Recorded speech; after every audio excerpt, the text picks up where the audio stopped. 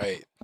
Hello everyone, welcome back to Scrims Zone stream. This is actually a pretty highly anticipated match. It's going to be between Albert's Inferno versus 101 Thieves. I think both these teams are very strong contenders, kind of on the bubble of being eliminated from playoffs contention though.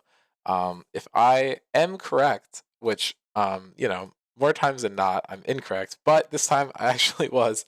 These teams are 5th and 6th right now.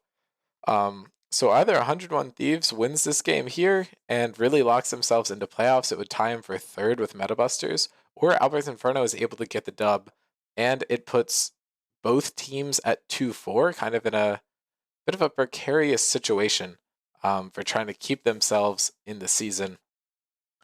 But yeah, I think this should be a pretty exciting series. Unfortunately, we don't have, that's just wrong.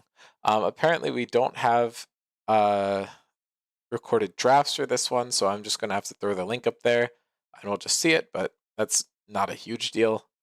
We'll just be back to the Stone Age of Scrim Zone, which, really wasn't that long ago. If anyone wants to help me co-cast and save my voice, that would be awesome, but definitely not needed.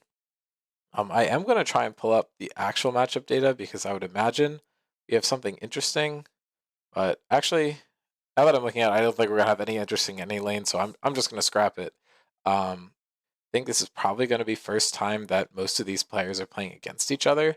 That I actually can pull up, but I believe Inferno has elected to take red side in game 1. I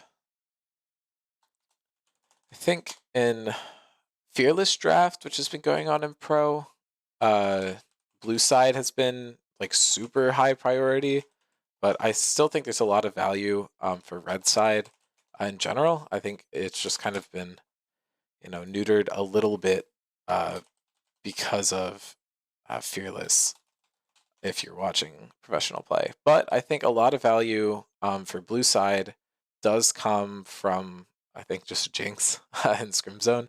We usually don't have too many champions that are must bans, but that one's kind of felt like it the last little while. We've seen Vayne come up in high priority in some of the other series, and especially with Hongbaba playing, I think that's definitely something to look at.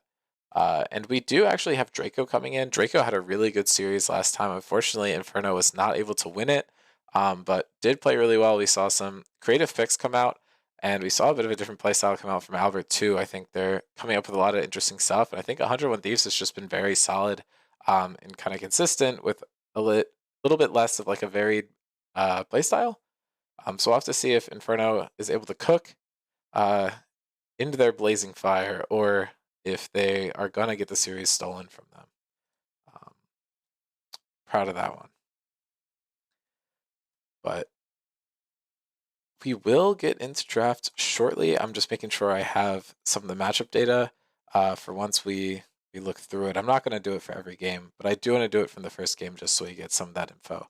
And I believe this draft's kind of had to get redone partway through, so I'm hoping I have the right link here.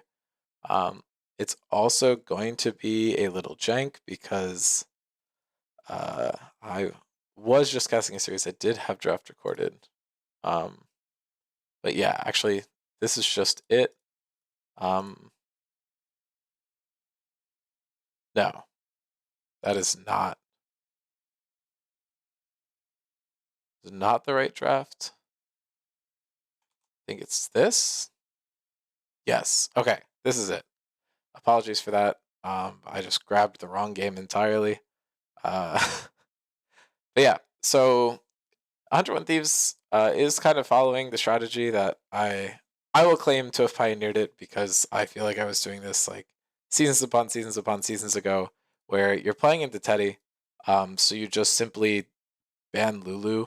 You just realize that it's pretty hard to ban all of his ADCs, so you just ban the support that pairs well with every single one of them.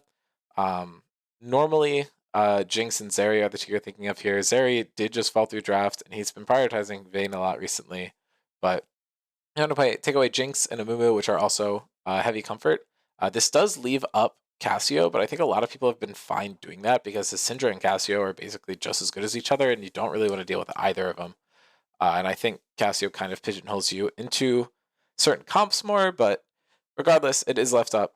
And they're double banning supports away from Douglas. Mad respect there. Honestly, I don't know how many other champions we've seen come out from him, but I think realizing that he is pretty good on both those picks and trying to take them away is definitely a valid strategy.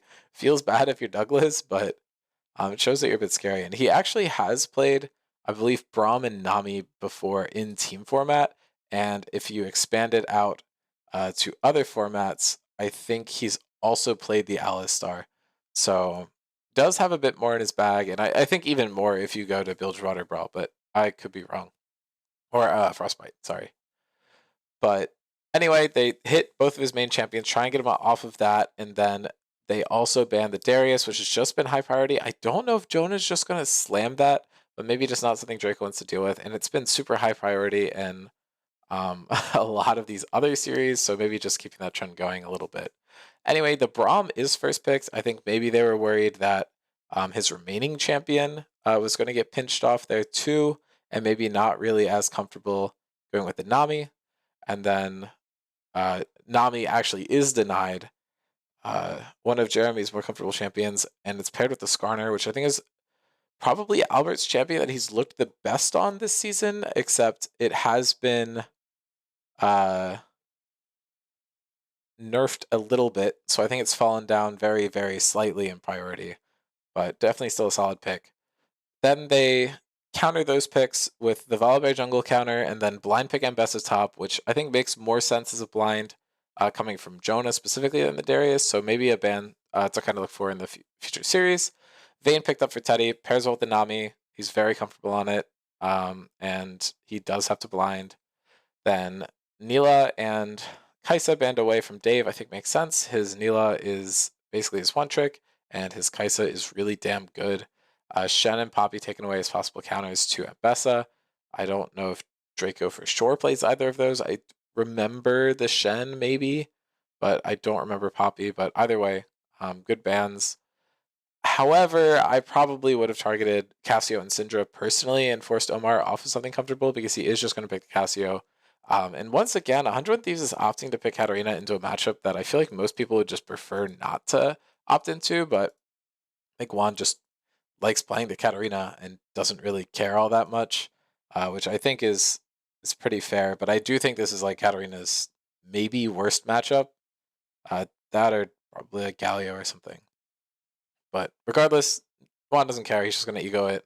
Ezreal is picked up for Dave. Not something we've seen him on, but pairs super, super well with Braum. And they're going to stack the Braum passive super fast. They have 4 like on-hit champions this game, or like champions that can proc on-hits really fast. And Karma is going to be picked up for Draco again. Looks really good on it last time.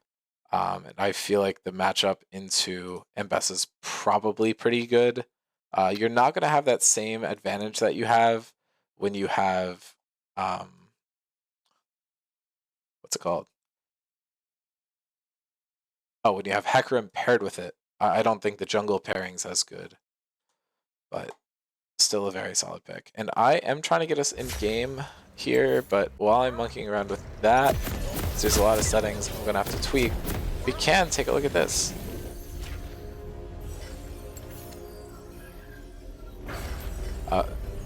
Draco appears to actually be 2-0 on this pick, 13 KD. Kind of disgusting, really good. Albert, as I've mentioned, has played this a lot.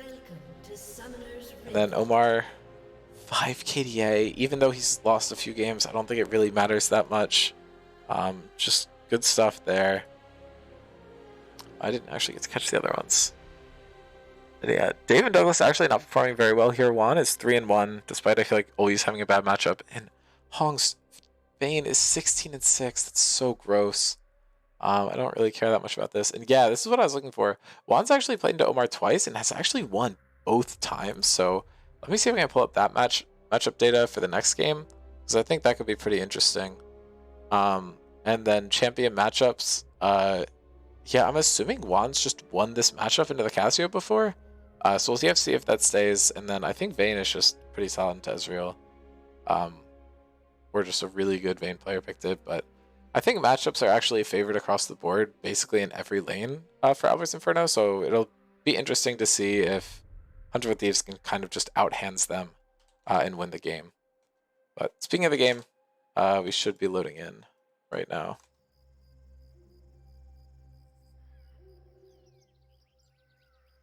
Seconds until minions spawn.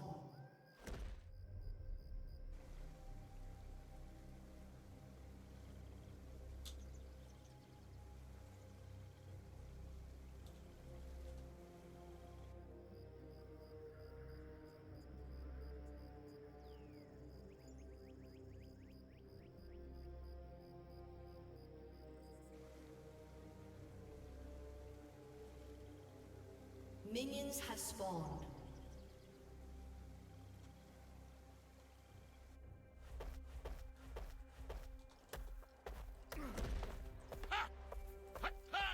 Yeah, very slow start. Neither team really looking to invade here. I don't think... Actually, I'm surprised that 101 Thieves isn't. They have a really good comp to win the level 1. I think Volibear does suffer a bit if you end up taking the wrong spell, but...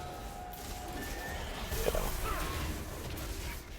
I don't think it matters that much. The Braum passive is just so OP. But Inferno obviously is not going to initiate anything. They're just going to try and play slow, scale up, get gold on their carries, and just try and win the game. I think that actually does open a window of opportunity for the Volibear, Katarina, and Abessa to just kind of blow up the game. And Ezreal can kind of just chill while Braum roams, or they can try and make proactive plays happen with the concussive blows, but hard to know. Jonah does opt for Doran Shield, so he should be healing up a little bit from the Karma Poke, but I mean, Draco's already shown that they can just play this pick so well.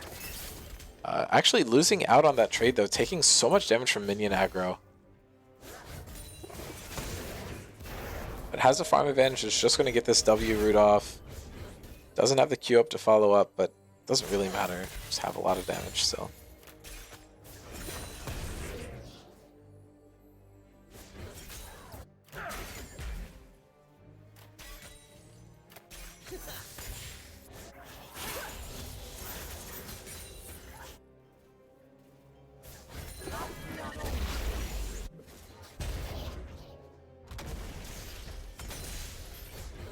Wanda's walking up a little aggressively into Omar, but I think it's just tough to find anything here. But they're going for the gank to start off the game. Nishan has arrived. He's just going to get this stun, and I think Jonah might be able to pick up the kill. And yeah, first blood over to the Ambessa. Really good play. Karma able to walk up and get a lot of harass down, but if it's that telegraphed, Volibear is just going to run to you and kill you. He actually skipped 2 of his blue side camps to run top, and just going to go back down. And he might not even lose Scuttle for it if he's able to clear his blue and then just go grab Crab. Draco does end up TPing back in, but so you're not going to lose too much for it, but you definitely don't want to give over that kill. It makes Invest's life a lot easier. But now Albert's doing his classic of going top on this Guardian. They're going to get a root and just immediately trade it back. And I feel like Jonah might end up missing more CS than Draco did, because Draco missed basically nothing. Really well played by Albert's Inferno to kind of just counter gank back. They had the same game plan, they just decided to full clear before doing it, and Nishan opted not to.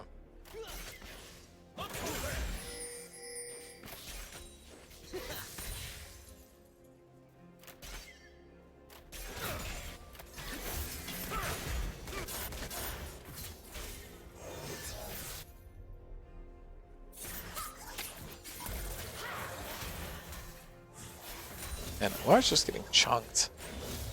Really good lane play from Juan. He does have the Ignite, so he's probably going to need to force a kill to get too much value out of this. Autos are going to come down to Hong and stun him, which actually just does a lot of damage. It might have been better to just back off and end the trade, because you have to do it anyway once you get hit by the Braum passive. Jonah going in gets so much damage. He's able to get a couple more dashes. I think he's able to find the kill, but the ward...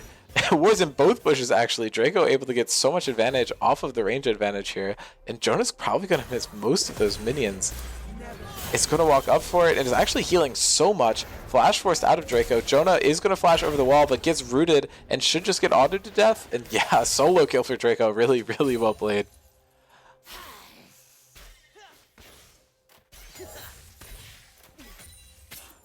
Yeah, I thought Jonah had it, but Karma positioning too good. Alcove Gamer.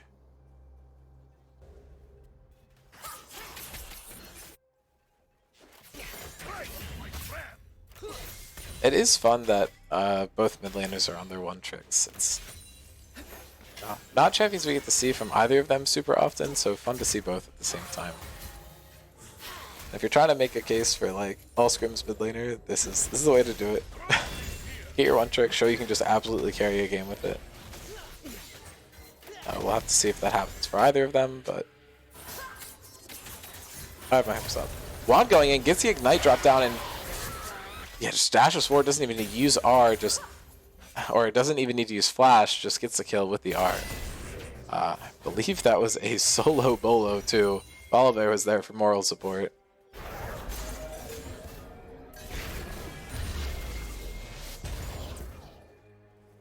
Yeah, now this Karma is just such a pain to play against. She has 1250 gold just invested into straight AP and the boots to match yours, so it's going to be hard to chase her down. Just getting completely zoned off. You do have your jungler in the area, and now the whole map knows it. Did just take Void Grubs, which is not actually immediately traded over for Dragon, but might be soon. It is a Hex Dragon, so not gonna have Hexel. I think Hexel would be disgusting on either of these. It's always disgusting.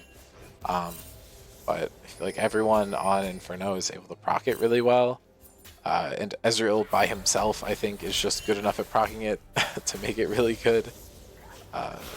Early setup in the river is obtained by 101 Thieves here. They're going to try and clear us on this vision, but no sweeper on either support yet, so it's going to be difficult to do that. Just want extra defensive wards instead of trying to clear out enemy vision.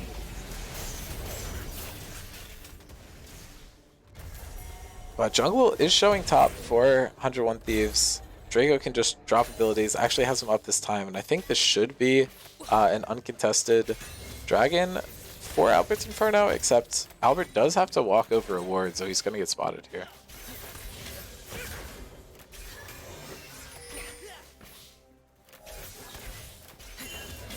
Dave's so good with these Qs, just weaving them through. Able to find connections on most of them. Long dealing a really good chunk of damage to Douglas there, was able to proc the tri-tip strike, whatever the hell it's called, silver bolts. And Jonah going in with the ultimate is trading very heavily onto Draco, and Draco out of mana should just be able to get the root and run away. The health trade's very solid, but with ult invested, you kind of want to get a kill. But I think you're happy with that if you're Jonah. Now he's going in. He should be able to pick up the kill here. Was able to find one hit, and that's disgusting amounts of healing from Mantra W. And the kitty wave goodbye. That champion is disgusting. Hong going in aggressively is able to get the, is actually not able to get the 3-hit. The Ezreal E kind of able to keep him away there. And Dave dealing so much damage. Teddy rolls through it. He has 100 health and change, but Nishan just too far away. Is going to look for the lane gank here in case they try and stay. Maybe he can just force a dive. Draco running in now. Did get the back in TP. And if... Yeah, it just gets the Q. Feat of Warfare for Albert's Inferno, and all 3 kills are on Draco. Draco is absolutely running this game so far. Only had 1 gank, but it was like a counter gank. I don't know. It's gross. And now they are just running under tower. They have Volibear, so they can just tower dive as many as they want. And Braum is able to start stacking the concussive blows onto Nami, but they would have to overforce just a little bit too much. Good bubble to kind of dissuade them play. Or I think it was the flash that stopped it. Now Albert's looking for a wraparound on Juan, who has a huge lead in this lane, by the way. I was saying the matchup isn't great. He does not care. It gets flashed on by Volibear, and Omar just gets taken out. Albert's going to be here to try and get something back, but it's just not going to happen. And now Gold's dead even between these teams, and the Dragon still hasn't gone over, so A 1 grub advantage is basically the entire difference in the game over to the side of 101 Thieves. And they almost lost it with Dave backing right next to the Skarner. Yeah, Nishan's here to try and gank. Jonah is just going to whiff the ulti, but they're able to force the flash out of Draco. And Jonah just body blocking to make sure that Nishan's going to be able to walk this out. Karma running forward and is just able to pick it up. Volibear staying just too long, does not respect the Karma damage. Just gets picked up. That's 4 in the bag for Draco.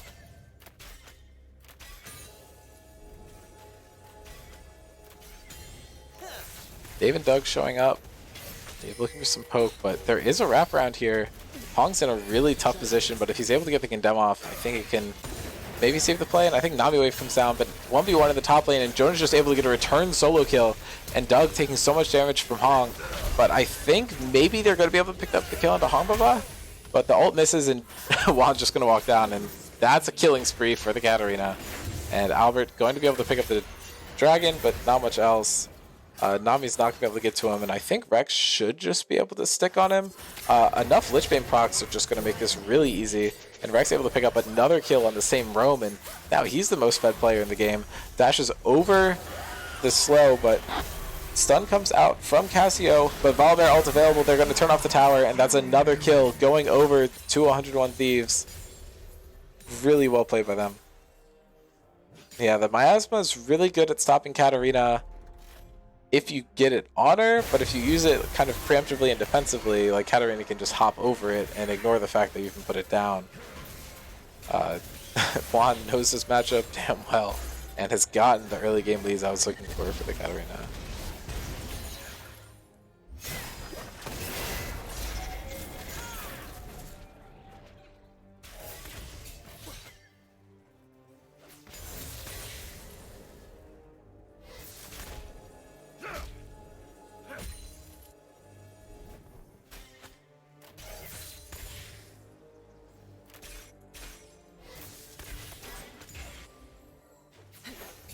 Bot lane's been pretty uneventful. 101 Thieves actually has 1 level lead on each of their players, and it's just poking down super effectively with the Ezreal. Although with the range of this comp, I think Vayne is going to have a much easier time carrying a game, but he does have to get some sort of a lead first for that to happen.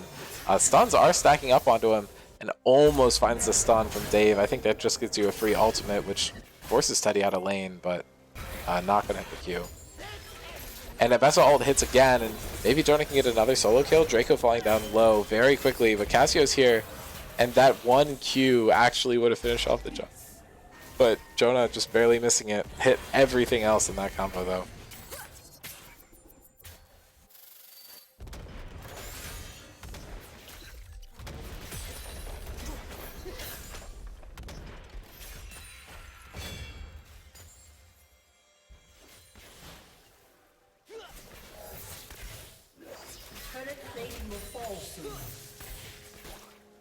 Yeah, Jeremy's just getting poked out so hard here. Ezreal hasn't even finished his first item, and he just does so much damage with his Qs. Neither ADC has, but basically everyone else besides bot lane has a completed item in their inventories already. Hong in a bit of a tough spot here. Is going to juke out the Braum Q, which is very major.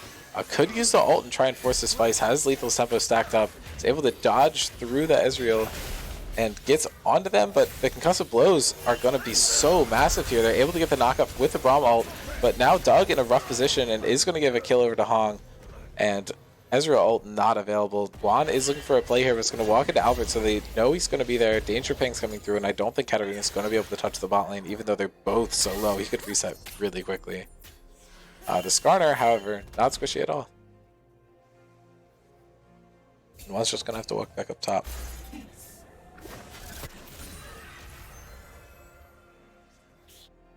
Well played by Alberts to find that they could just pick up that kill on the Braum and then just walk it out. I think it's very easy to greed there, or just try and focus ADC, or kind of miss that play. And these small gains are very impactful. They also did end up getting that dragon in their pocket. If I had to guess, I think first tower is probably going to go to the Ezreal and the Braum, so these teams really should start focusing on these objectives. Grubs and Dragon were traded over equally, so each team has one, but Doug caught out again. It's just going to get condemned into the wall, and that bubble was huge, blocked off any chance he had of escaping there, and that's just another kill.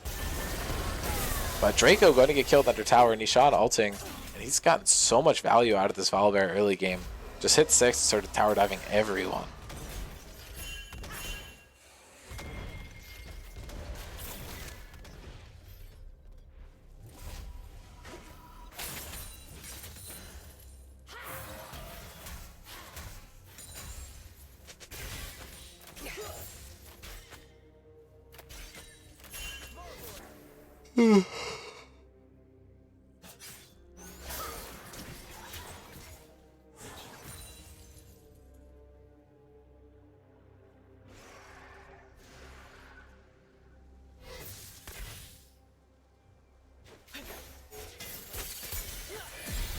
Hong dropping the ult down. He has taken half his health bar before even entering the fight. Does have most of the components to Borg, so he's going to be able to heal up a little bit, plus the Nami, but I think that ult is just not really going to get anything for him. They now know Nishan's in the area, and I think there is just going to be a 4v4 on the Dragon. Crucial ults with the Vayne and Volibear both being down, so we'll have to see. There is a TP coming to help the team from Draco. Draco's going to get there a bit later than everyone else, and Albert is running into the pit. And no one's able to find the smite. Dave's able to pick up the kill, and now Juan's stuck in the middle of everyone else. And the ADC flashing the mill here into Katarina getting the kill is not what I had in my playbook. Nishan and Teddy both picking up kills there, and Dragon going over to the Ezreal. I don't even know what happened with the smites. Hello, I'm here. Hello. What's happening so far? I actually want to go back and figure out what the hell just happened with this Dragon. Because... Did they just fist fight for it? No, but both junglers have smite, right? Did no one smite? I don't... Like, I'm just trying to figure out what happens.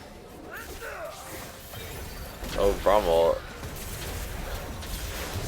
He comes out. I think Okay. they both smited different people. They both smited each other. Okay, to be fair, cursor placement on smites there matters so fucking much, I mean, and they're all it's a really standing hard directly spot. on top of the Dragon. I was just like... I was Wait, just who got watching it? it drop Yeah. down and down and down, and then no one smited, and Ezreal just use it. Oh Awesome. my god. That's rockstar as fuck. Yeah, I mean, very even game, slight advantage over to 101 Thieves at this point. Definitely. Yeah, I think you kind of are in a solid spot for Inferno, though. You have all your gold on your Vayne, which is kind of where you want it to be most of the time, especially if you have this Karma top side. And, like, you just I do feel like all their gold is on the Karma, though. But actually, I guess that team fight recently did change it. And a couple of kills on Braum. As I predicted, this tower was the first one to go down. And Wait, top tower went down. oh, okay. Never mind. He's a fucking Anyway, liar. my point was 101 Thieves is going to get first tower, which they did. So now objectives matter a lot, and they were able to secure the Dragon. So all they need to do is just get this Rift Herald, and they do get feats. We love feats. Anyways, yeah, I don't know. Inferno drafted themselves like a very front to back comp, and they just want to. And Jonah hits another ult, is going in, gets a lot of damage onto Draco. I think if Draco can just run away, she might be fine, but is running in the wrong direction as Nishan shows up, and they're able to pick up another kill. Yeah, good ulti from Jonah to start out this fight. Get themselves a really easy pick, and this should translate into a Rift Herald because you burn kind of minimal resources for it. It's just the Mbessa R. Volibear still has everything up, and Katarina still is very strong, so... Yeah, I mean, it kind of just seems flowcharty. Like, if Jonah hits his ult, he gets a kill. Jeremy forced a flash there. It really doesn't save him at all. Katarina just still has E. And yeah, goodbye.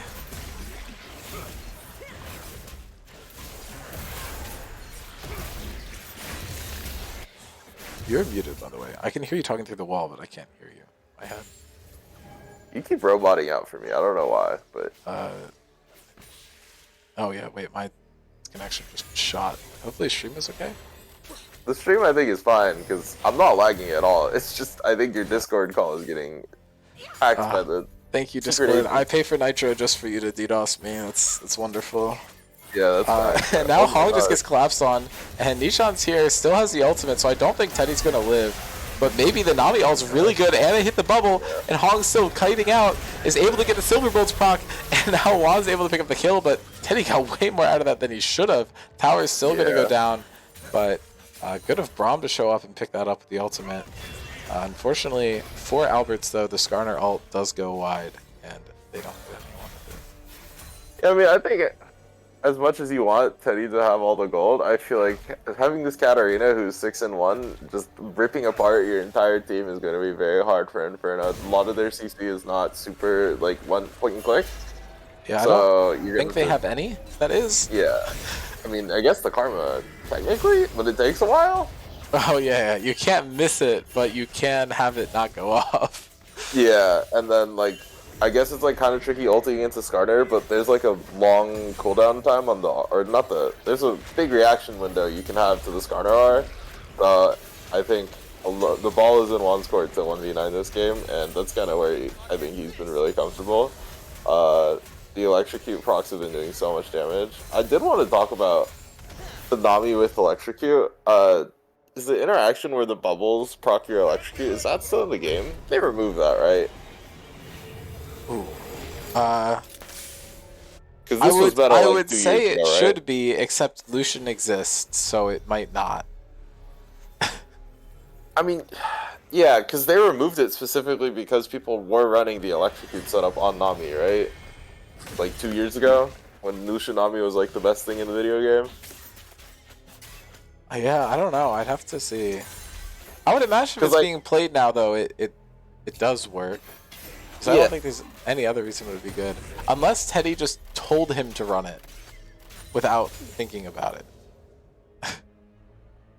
My assumption is if Jeremy picked it, or if stats say that it's good, then it's still in the game. But if Teddy just said to pick it, that is probably not. Well, I mean, people are sheep and will just default to Electrocute anyways, but like, I don't know. Well, I guess it... I mean, they might default to it, but it would have like a terrible win rate. That's true, that's true. You're not wrong. Setup on this drag should be pretty crucial. Looks like Inferno does have first contact here, so... Oh, no, it's... You can only proc one hit of Electrocute off your E. That's what it is. Okay, so they did change it. Right, but you can still get it by just hitting 2 other things. It's not like you can't hit it at all. Yeah, but that's I different. think the best part of it was like the insta-procking Electrocute, right?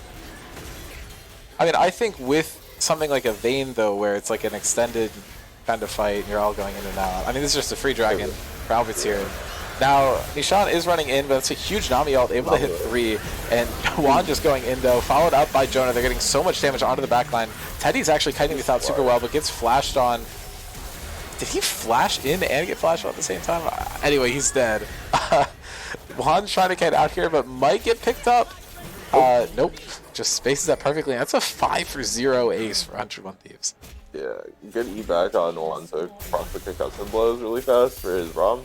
I think Jonah hit a really good ultimate in that fight. Just able to get onto the backline, forcing out all of Teddy's sums was really good. And Teddy still didn't live, so... And this is like the power of having this Katarina so accelerated and having the invest and not be 0-5, is that if you get ulti on top of a key member that you can blow the fuck up and then just drop all your damage with Electrocute, you can kind of just assassinate anyone, so... Yeah. I did Who just caught a stray, by the way? Like... Huh? The Ambessa not being 0-5, that's way too specific. Like... No one caught it straight. I'm just like, if the Ambessa isn't 0-5, it's a useful character. If it's not, it's useless. That's a stray at every single one of my solo queue Ambessas who just always lose lane and get fucking dicked on by the enemy top laner, but... Like, seriously, that Dragon Spy fight? Okay. I will defend the 2 junglers in this scenario. There's like 10 people standing on top of the dragon. You try fucking hitting a Okay, but it looked funny. That's true. Circus music would be entertaining. That is true. That is true. Even if it's defensible. Like... God. Yeah.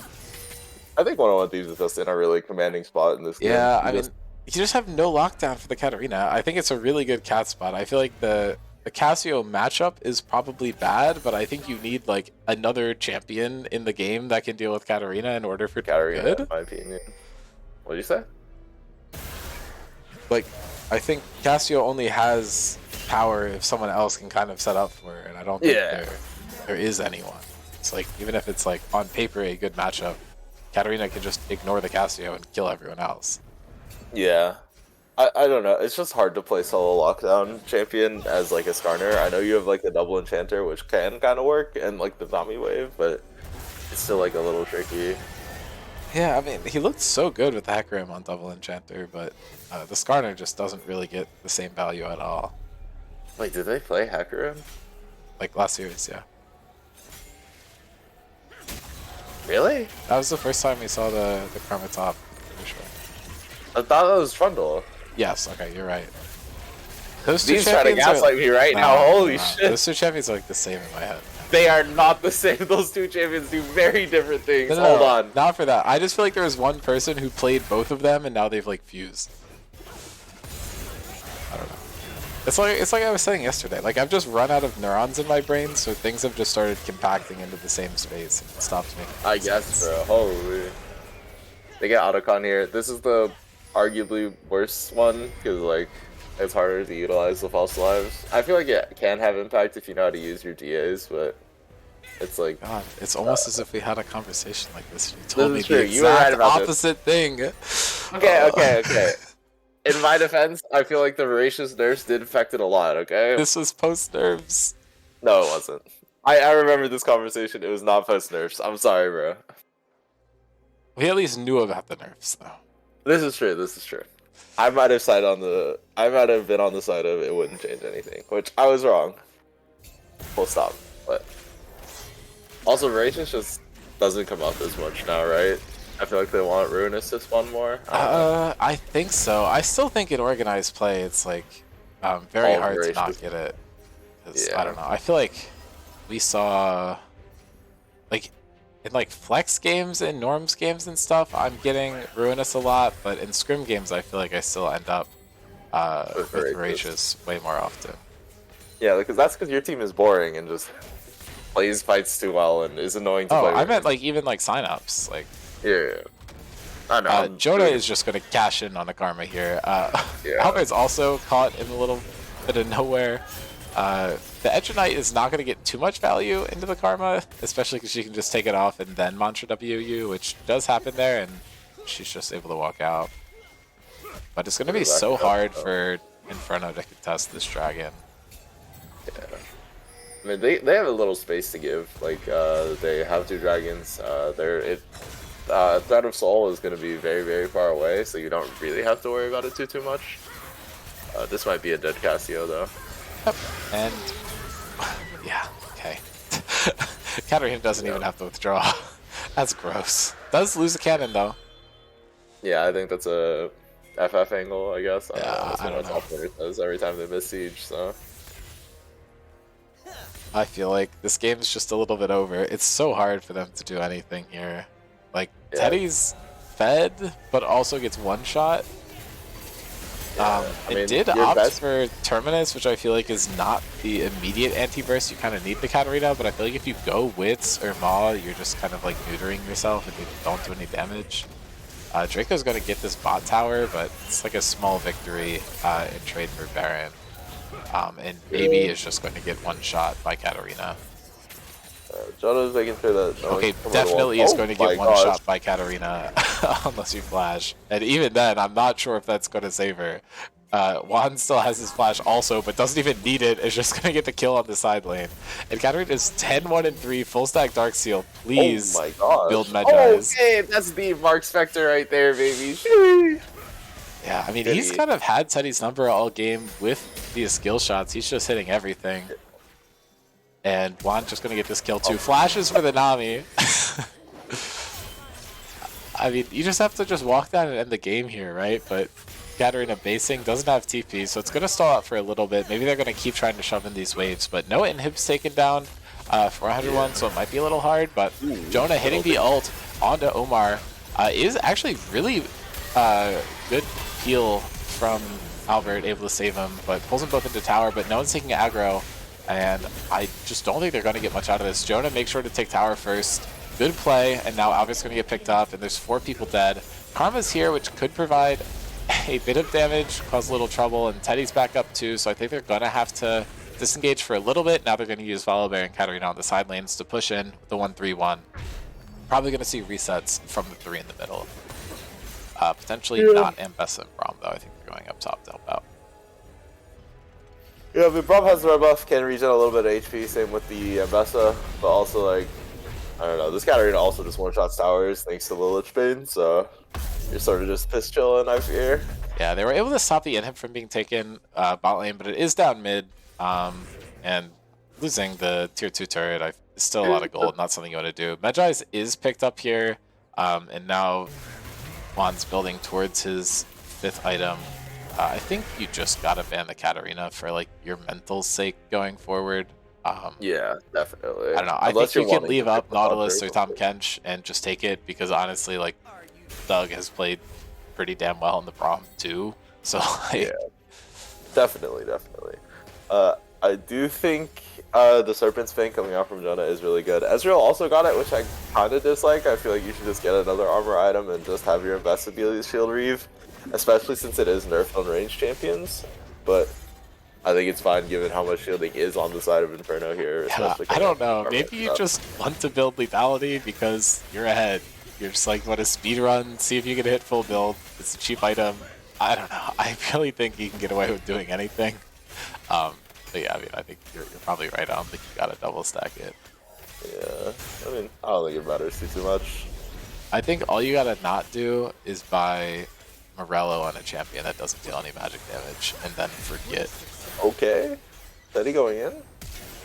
He's not getting this kill, by the way. Rex just needs to wait.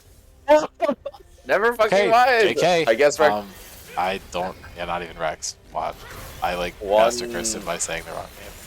Yeah, true. Honestly, actually, your fault for naming your league name another name that isn't yours. Like, that's true. That confusing.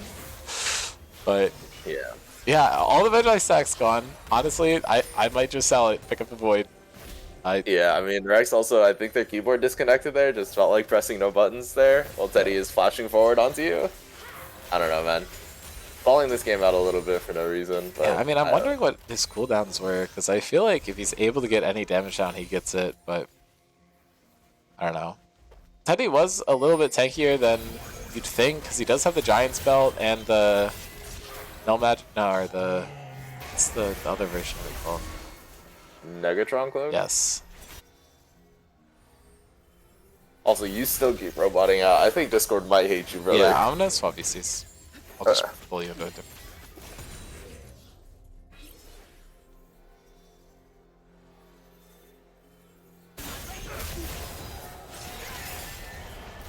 Is this one better for you? I mean, I don't know. We're about to find out. I shouldn't be liking on any of them. It's on Discord's end. Yeah, but should this be an easy dragon? It's okay, maybe you're just testing out the DDoS you're gonna run against me. Yeah. During the series, you're just like playing with your internet cable in your room. Yeah. I'm testing the one I'm gonna run against your entire team. You hired like Honan or Stav to just start chewing on the Ethernet cable in between our rooms. Yeah. The 2 rats. I sent the assassins after the rest of Dude, your Beam team was up here. scheming on me last night. It's like trying to send me Anthrax. Like, Yeah. It's okay. the ops Just are out figured in they'd droves. Yeah, I fear. But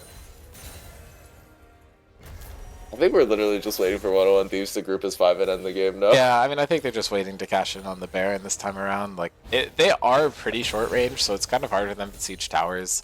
Ezreal can put the W on it, which does a lot of damage, but then he does need to actually walk into auto range to kill it. Like, he can't proc it. I have a fun name for that I'm not going to say on stream, but you know. Oh, I will. It's the Cockering, right? Yeah, that's the...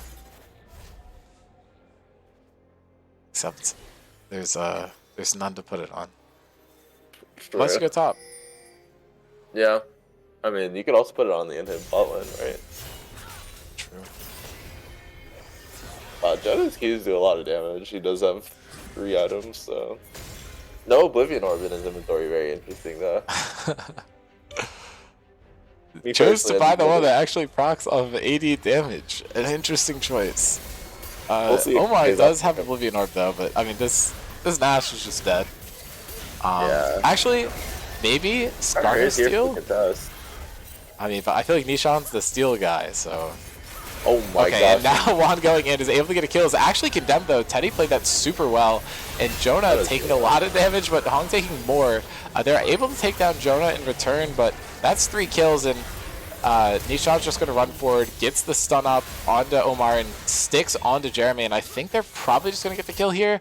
Really good hit from Dave. Not enough damage to kill, but now Nishan's going to get another one. They're just going to start hitting inhib, which actually did respawn, but this should just be the game.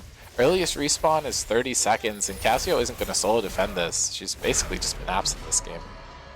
Yeah, I mean, I think if he had an item that wasn't Serpent's Fang, he kills the Casio here, but I don't think it matters too much as they just are going to hit I the will agree. Nexus. Except he has the BF sword in his inventory only because he has the Serpent's Fang, so maybe I mean, it if he has cancels an out. armor pen item, he just kills him, though. It doesn't Right, matter. but then he though. can't That's afford just- BF sword, so he's missing 40 AD. True, true. Is it 30 AD? I don't even know. It's 40. Yeah, this should just be the end of the game, though. MVP to Juan? Yes. Oh, wow. What a Hot crazy take. thought. I can't believe he came up with that. Yeah, no, that was original. Off the dome, Yeah. you know. The Mason Jars original. I got you, bro. Yeah. I don't know. Maybe my internet's just bad.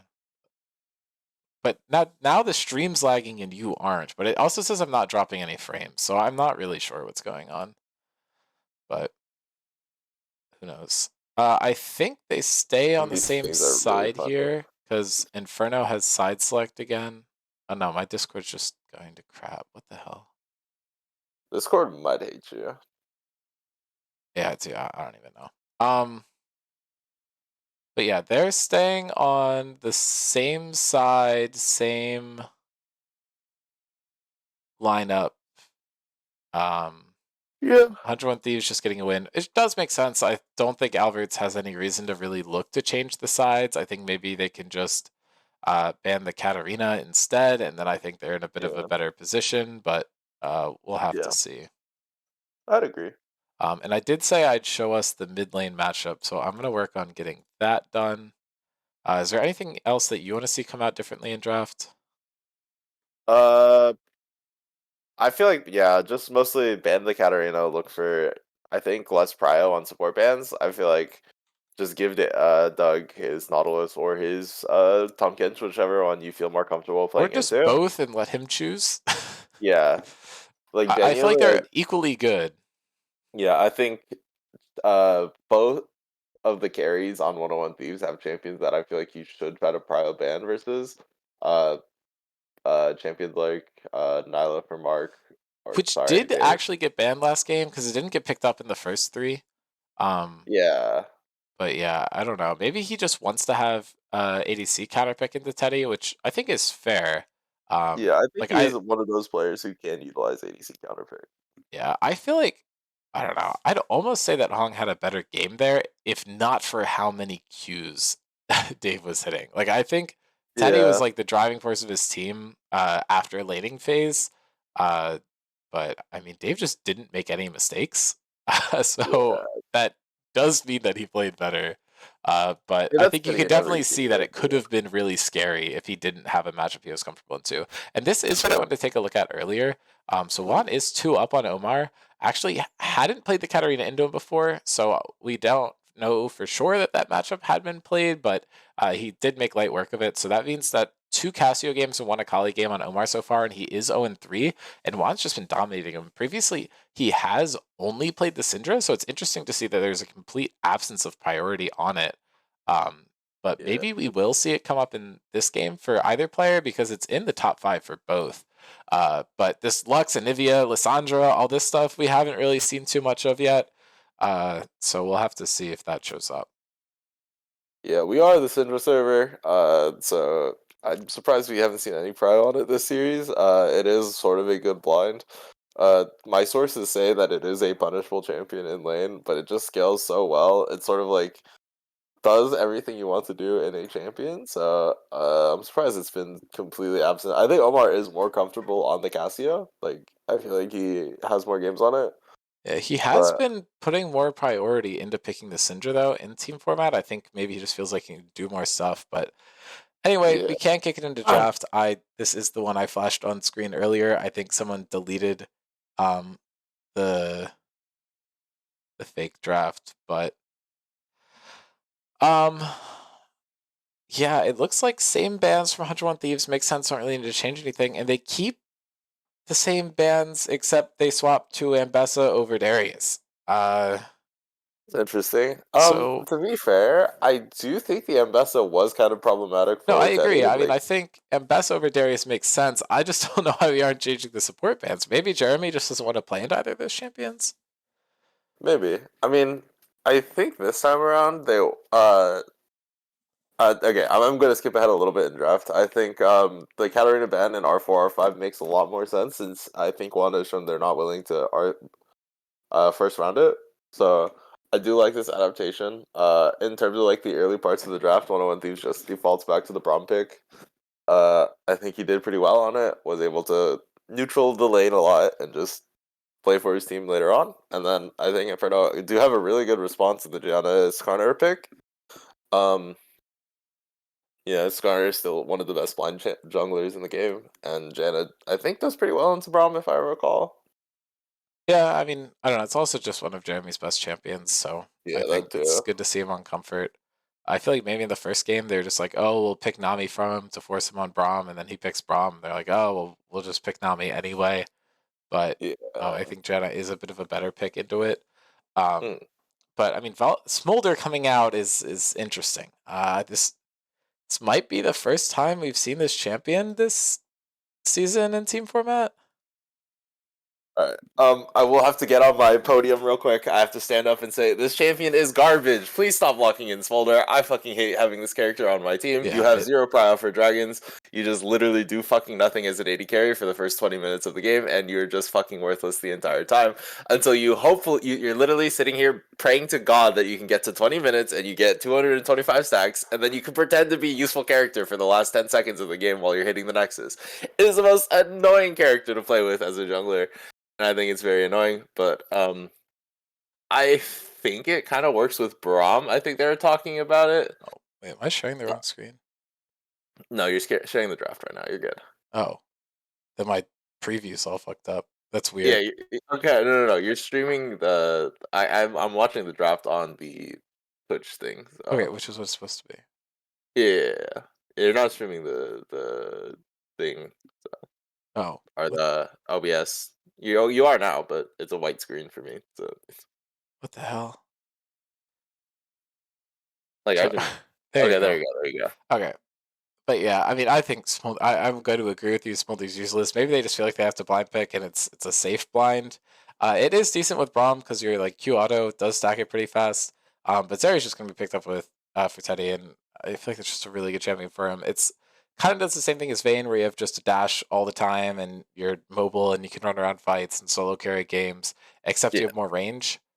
Um, And you're never getting threatened by the smolder ever in your lifetime. Like you just get to scale for free yeah, on Zeri, which I think is good. Like I know smolder outscales you in theory, but like I think you're chilling if you're playing Zeri into smolder, right? Like I don't know.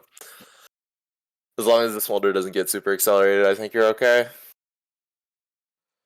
yep, agreed. And then they actually are going to ban the Neela and Katarina both in the second phase. So I think the value of I'm Smolder could be that bait. it's a flex. So maybe they Yeah. do just get a free ban out of it if it was for sure going bot lane.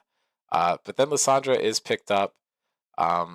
And okay, like does Juan like get off on picking the worst matchup possible for himself mid lane? Because he just did it twice in a row.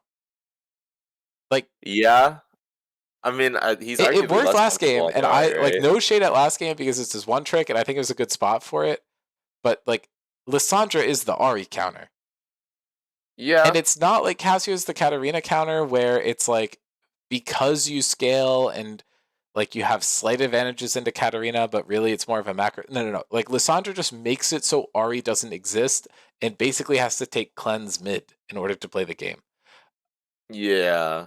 But we're like, all right, whatever. Anyway, Ahri's locked in, Jax is locked in top, and then it's Syndra mid. So it doesn't actually matter. It's I was about to Lissandra say, top. I don't know.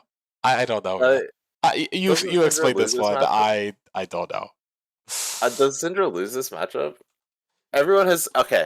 I have been in call with all the Syndra players. They Yeah, I have mean, told me that this matchup sucks for Syndra because I Ahri just agree. has power for the Like, first 20 can minutes of the game. we put Syndra top into Jax? Because I'd like that. That's like I mean, actually Lissandra better is here good into somehow. Jax, right? Like in theory, Dude, I like don't you can know. never do anything if you press W. I don't know, man. This I mean, is it is a better weird comfort for draft, W, but regardless. yeah, yeah.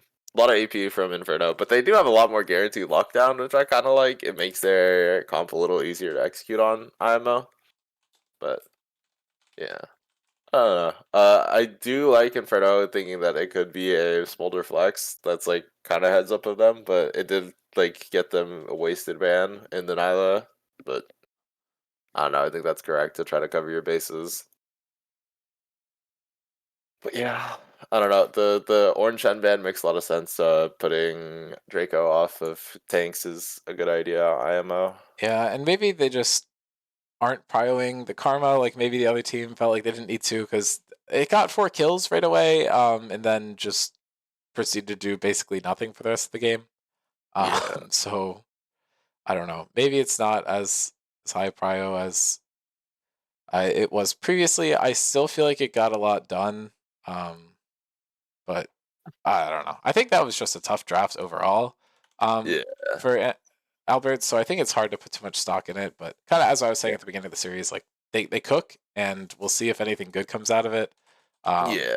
And I mean, I don't think the karma is something to ignore because I think it had a lot of power here. But I guess Lissandra top's what we're doing. So I mean, arguably, let's just I get into game. think yeah, Inferno can use it as like a three-way flex if they really want to, which could be a lot of benefit for them. Lissandra But might be one of the worst mages to have as your ADC, though. I don't know. no, not Lissandra. I mean like Karma if they want to do stuff like Oh, that. okay. Yeah.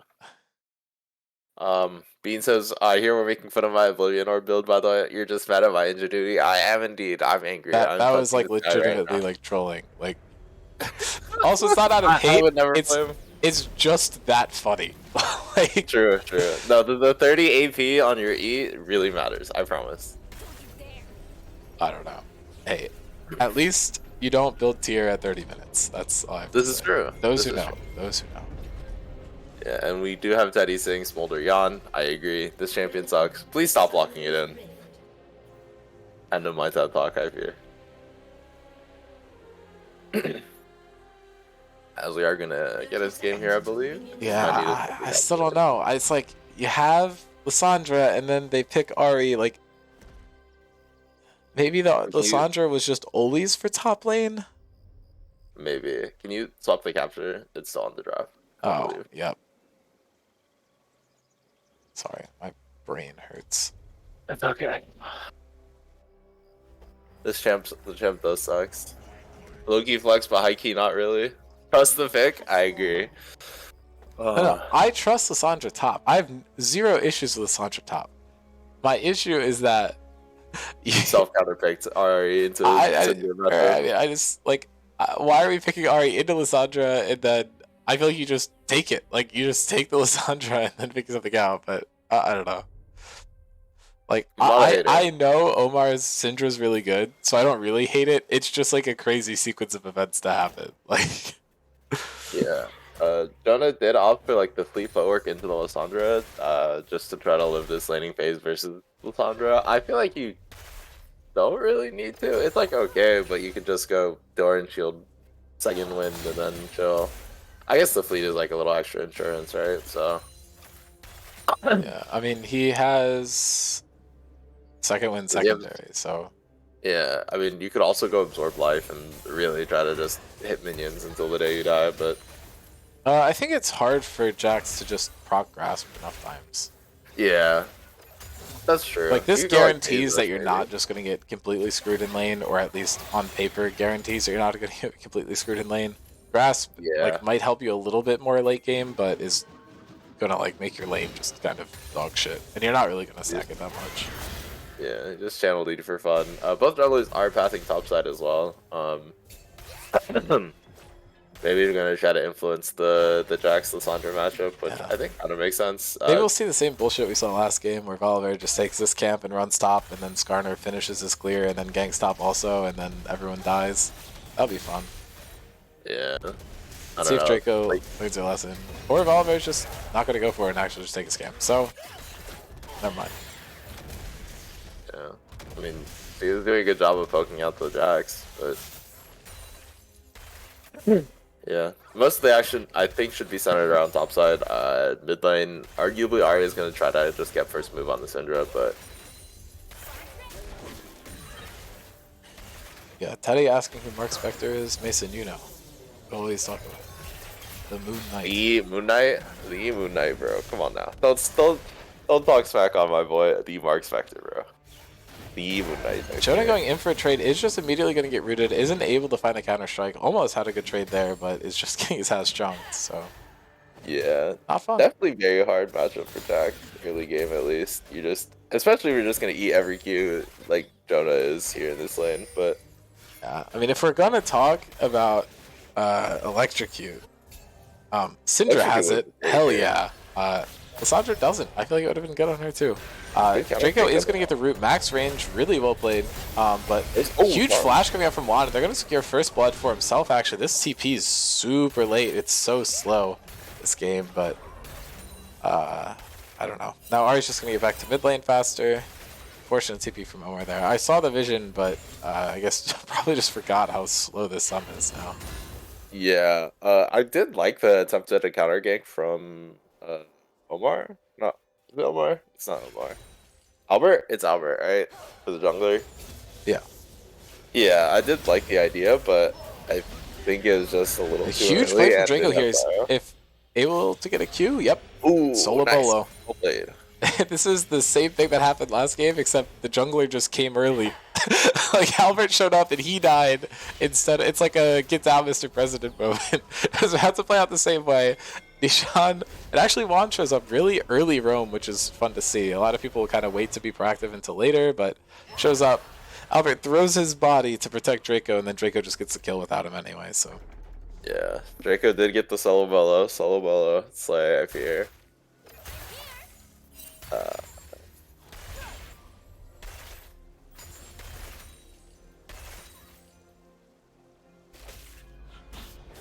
Draco's been playing insane in these last few series. Been very fun to watch. Yeah. I feel like it's more fun when Draco's allowed to be on these creative picks instead of just being forced onto Ornn every game. And like Draco's Ornn is good too. It's just it's less exciting, Yeah. you know. Yeah. Huge would farm agree. lead bot, by the way. Teddy's up like 10 CS and has the call, so it's going to matter even more as it goes on. Jonah going in is not able to find the counter strike. Maybe gonna try to wait to hold it until the Lissandra W's down. That's actually what happens when Jonah goes in, is able to get the stun, does just get rooted again, so the cooldown's slightly off of what he predicted, but I still think it's an overall better trade. Trying to learn the matchup as he goes, and I think he's doing well. Yeah, I do think having your Zeri on more CS means he will be online a bit faster than the Smolder will be. So I think that is a good spot for Inferno to really want to be. It's a lot easier for Zeri to be able to have more impact in the mid-game fights than Smolder, I think, if he's behind in CS. So. Yeah, Jonah getting another good chunk up in the top lane. Douglas going in is just blocking everything, and Albert's actually caught out a little bit here, is forced to flash. And I think they this are should gonna just get be the Grubs dragon, going right? over 201 Thieves, but maybe Albert can just rotate bot and pick up the dragon, but it looks like he's just going to take a reset. He was a little low and didn't want to risk it. Jonah going in, getting a good trade there, and Draco's forced to use ult and doesn't have the E anymore. Gonna try and get enough damage to get a kill here. Might have it, but I think is just going to end up falling. Does not have enough damage to kill Nishan for sure, but might get E up in time. But Ari's going to be here if all else fails, and it is just going to go over to Jonah. Definitely a good spot to be for one of the Thieves getting a kill back, and all 3 grubs. Pretty good for them. Janna should be rushing Merc Treads like there's no tomorrow, by the way. Really good item into the Lissandra. So I would like to see him get that as early as possible, just to make sure that the Hong ulting is able to hit both of them. It does give him a lot of stacks, but I don't think he's going to be able to win this for the same reason that it was very hard for him to find lane advantages last game. Concussive Blows goes down, and it's just going to chunk him out. They're going for the play mid. Ult comes out, Charm comes out, and it's going to force the flash out of Omar. Really good reaction time there. Oh, -1.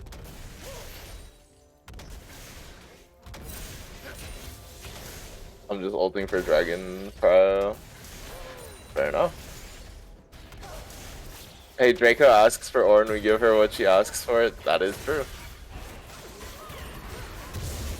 But yeah, not much really happening. They do manage to pick up the dragon, so they are evening up the objectives a little bit. It is going to be... I don't know. I feel like if you're on the side of Inferno, I would prefer to be on the dragon stacking side, because having the extra soul win con on top of his area just feels way better, because it can kind of mitigate it can kind of mitigate the advantage that Smolder has later on in the game in terms of scaling. So. And I don't know how well Smolder's actually getting to stack this game.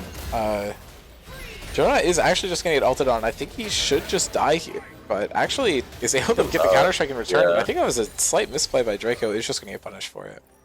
Yeah. Good job from Jonah, knowing his damage on the Jax, is able to get the Grandmaster's Might, I think his ulti is called, off, and get the 3rd auto off, so. Yeah. I mean, 101 Thieves is in a pretty decent spot in this game so far. Up 2 kills. The gold is pretty even, I feel like, mostly just because bot lane is pretty stable. But having the kill lead and the grubs means you kind of want to get these early tower plates, as good charm coming out from Juan, but doesn't really get a whole lot. Yeah, he's still gonna end up losing out on the trade. CC was hit by both mids. Teddy is probably the wealthiest man in the game here. Yeah, for sure. Which is ridiculous considering he has no kill participation, but it doesn't matter. Able to pick up the tower plate. Has the call stacking. Very fun and interactive item. I love it. So cool. And then Omar actually able to get a good trade here. Is going to drop the ulti. Not going to be able to find the kill, but 1Q should end up doing it. But Juan able to trade 1-for-1. Albert does show up and is able to trade it. That's a 1v1 between junglers. Nishan does have ultimate, but chooses not to use it. It's going to get ulted by Skarner and killed. Well played from Albert there. Insane combo from him just to get the ulti under towers. That was beautiful. Chef's kiss, honestly. Holy shit. I think Juan was the aggressor in that play mid lane, and Omar able to flip that play on his head a little bit with the last Q to get the trade back, I think is really good for him. But yeah. And you see Inferno is still kind of in this game. Got 2 kills, is still holding the gold lead at a pretty even rate, and 101 Thieves is only going to find 1 back, so Jonah is sort of like their strongest point, I would say, outside of the Ahri, and I really want to see the top side of 101 Thieves try to explode this game. I think Jonah's in big trouble here. He does get stunned up immediately, and now Albert is carrying him back into his team. Omar trying to play at the right range here, which could make it hard to secure the kill onto Jonah. He's going to drop the ward, but waits a little bit to jump to it, and Omar just puts a orb at his feet and is able to get the kill. Just tough spot for him there. Really good gang from Albert, but Albert is going to back here, not going to stay for grubs. Has dropped to about half, but just wants to get the reset off because he had enough for hard steal. You know, that justifies it. Yeah. I don't know. I kind of would have preferred Jonah actually complete the Merc Treads. I feel like it just has so much value in this game, being able to end the little bit of extra MR into this comp that has 8 billion mages and 1 Zeri that you're never going to interact with until 30 minutes. Teddy dropping the ult, might be able to win this 1v1, takes so much damage from the skull. Flashes and he gets killed. And now Albert looking to find the kill here. Flashes forward, is able to get the kill, but I believe Douglas is gonna get the kill in return. Well played from him. Hey, ban the Nautilus. Pay the top catch and you get killed by a Braum.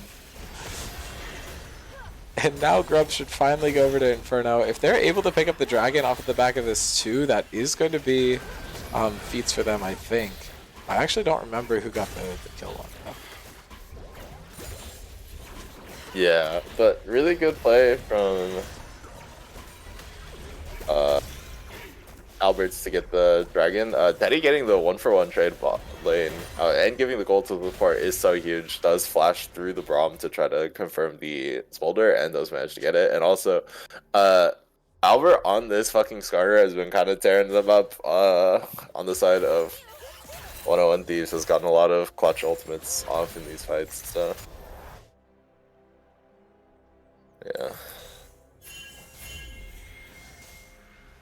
As they did manage to deny the 6 scrubs, this is really crucial for Inferno. Immediate charm coming down though, but I think Omar probably wins this.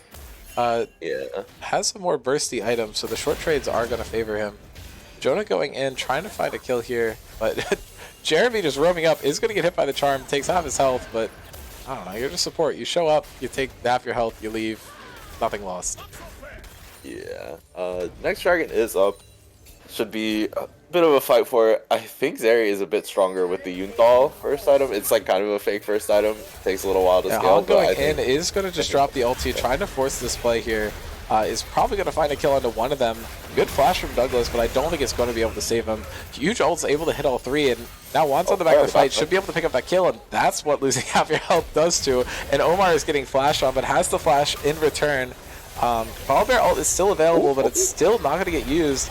And he's actually able to get out with it this time, but Lissandra ult, there's the Ahri counter coming through. They're going to be able to snag it, get the kill. And Draco flashing in now is able to pick up another kill in this fight, and I think this should just be the dragon, although it's a little risky to contest with some members still alive and all your health bars are super low. First turret and feats do go over to 101 Thieves while this is happening, though. Pretty small loss, but still a loss. Yeah, they do manage to get the second dragon though, which is very crucial for your dragon stacking. It is going to be, is that Mountain Soul? Mountain Soul is quite good for these like squishier comps, and it scales really well with a champion like Skarner who wants to build a lot more HP. So you get a lot of value from like getting these incremental resistances from the Mountain Dragon, and then just building items like the Unending Despair. It really multiplies the resist that those kind of items give you. So it feels a lot better if you just stack more HP and then get like 1 or 2 mixed resist items, and then you're just like really, really tanky for no reason. But yeah, I think they played the initial of that fight really, really well.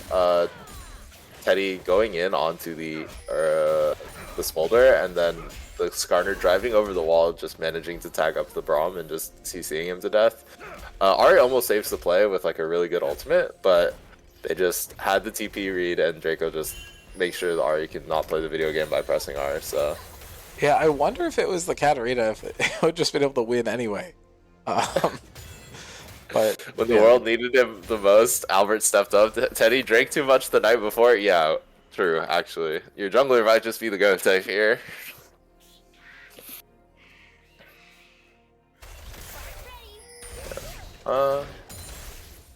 They did get the top tower with Jonah splitting, so I guess that is the advantage. He does have the Merc Treads completed, so it is going to be very hard for Lissandra to try to match the Jax at this point. Could be a flank here. And then just jump again. Gets locked up.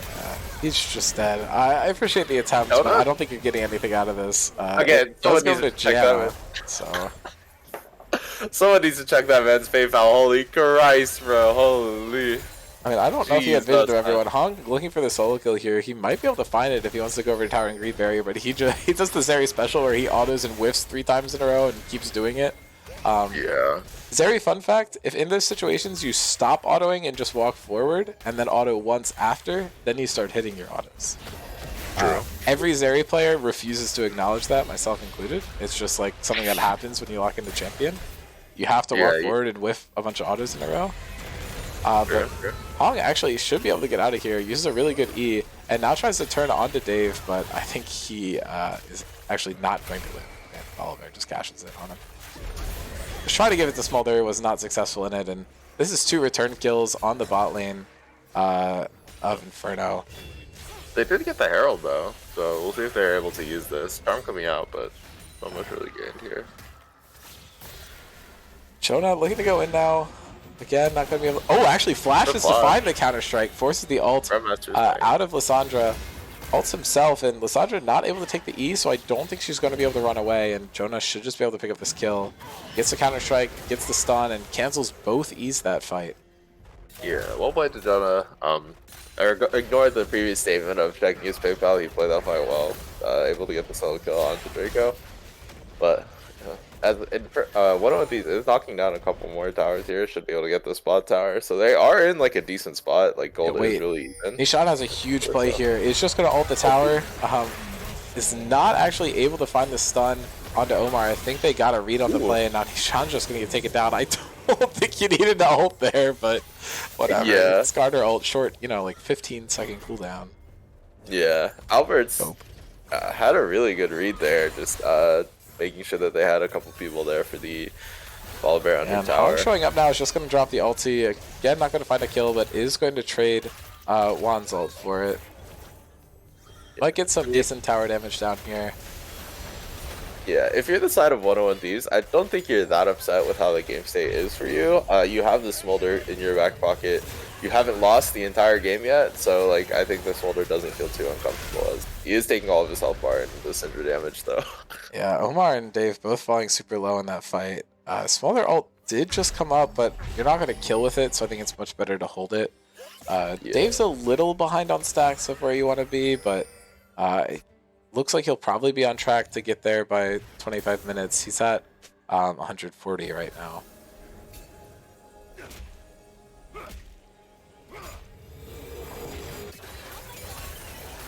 Hong looking for him again. He just has so much ability to just walk up and be aggressive. Yeah, there is like with the E3 very little backline threat on the side of 101 Thieves if Ari is not present. Like, you can just sort of ulti and walk away from this area, so...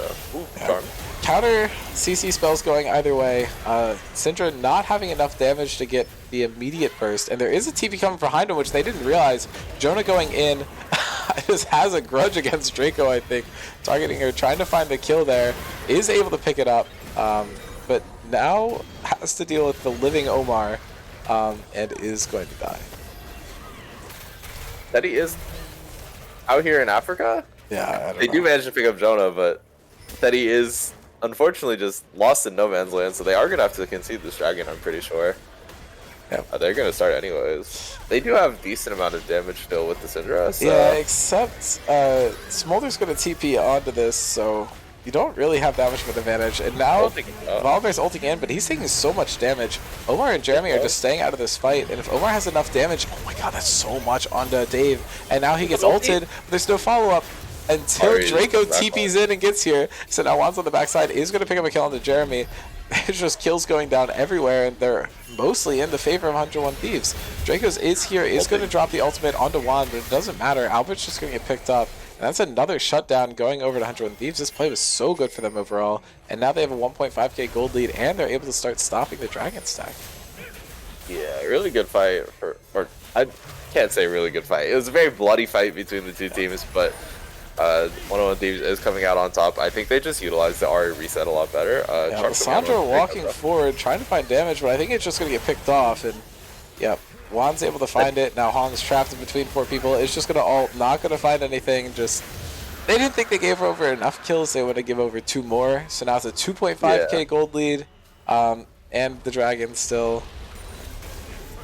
But I was zoning 3 people at once. What do you mean? You are on drugs, bro. Holy Christ. I love the energy, though. But then TP abuser is sad. Real. Real and true. True and real. Yeah, this has put 101 Thieves kind of back in a bit of the driver's seat here. 2k gold lead.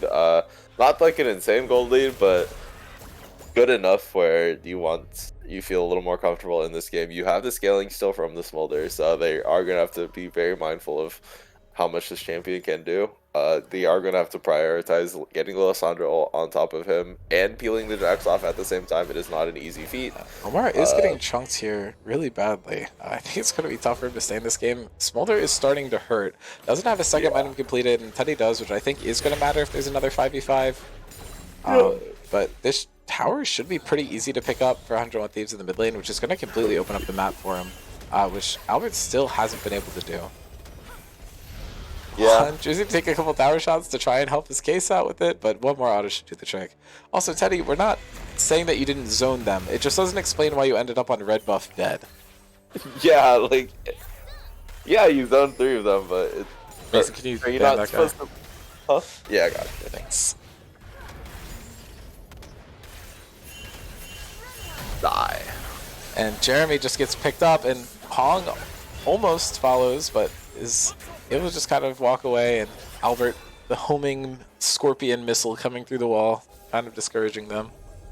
Yeah, to be very fair, Juan has had a really good game on the RA, has found so many picks with the charm, has played the back ends of these fights so well. Might have been a little more difficult for him if he had to lane into Lissandra, but True. it's what it is.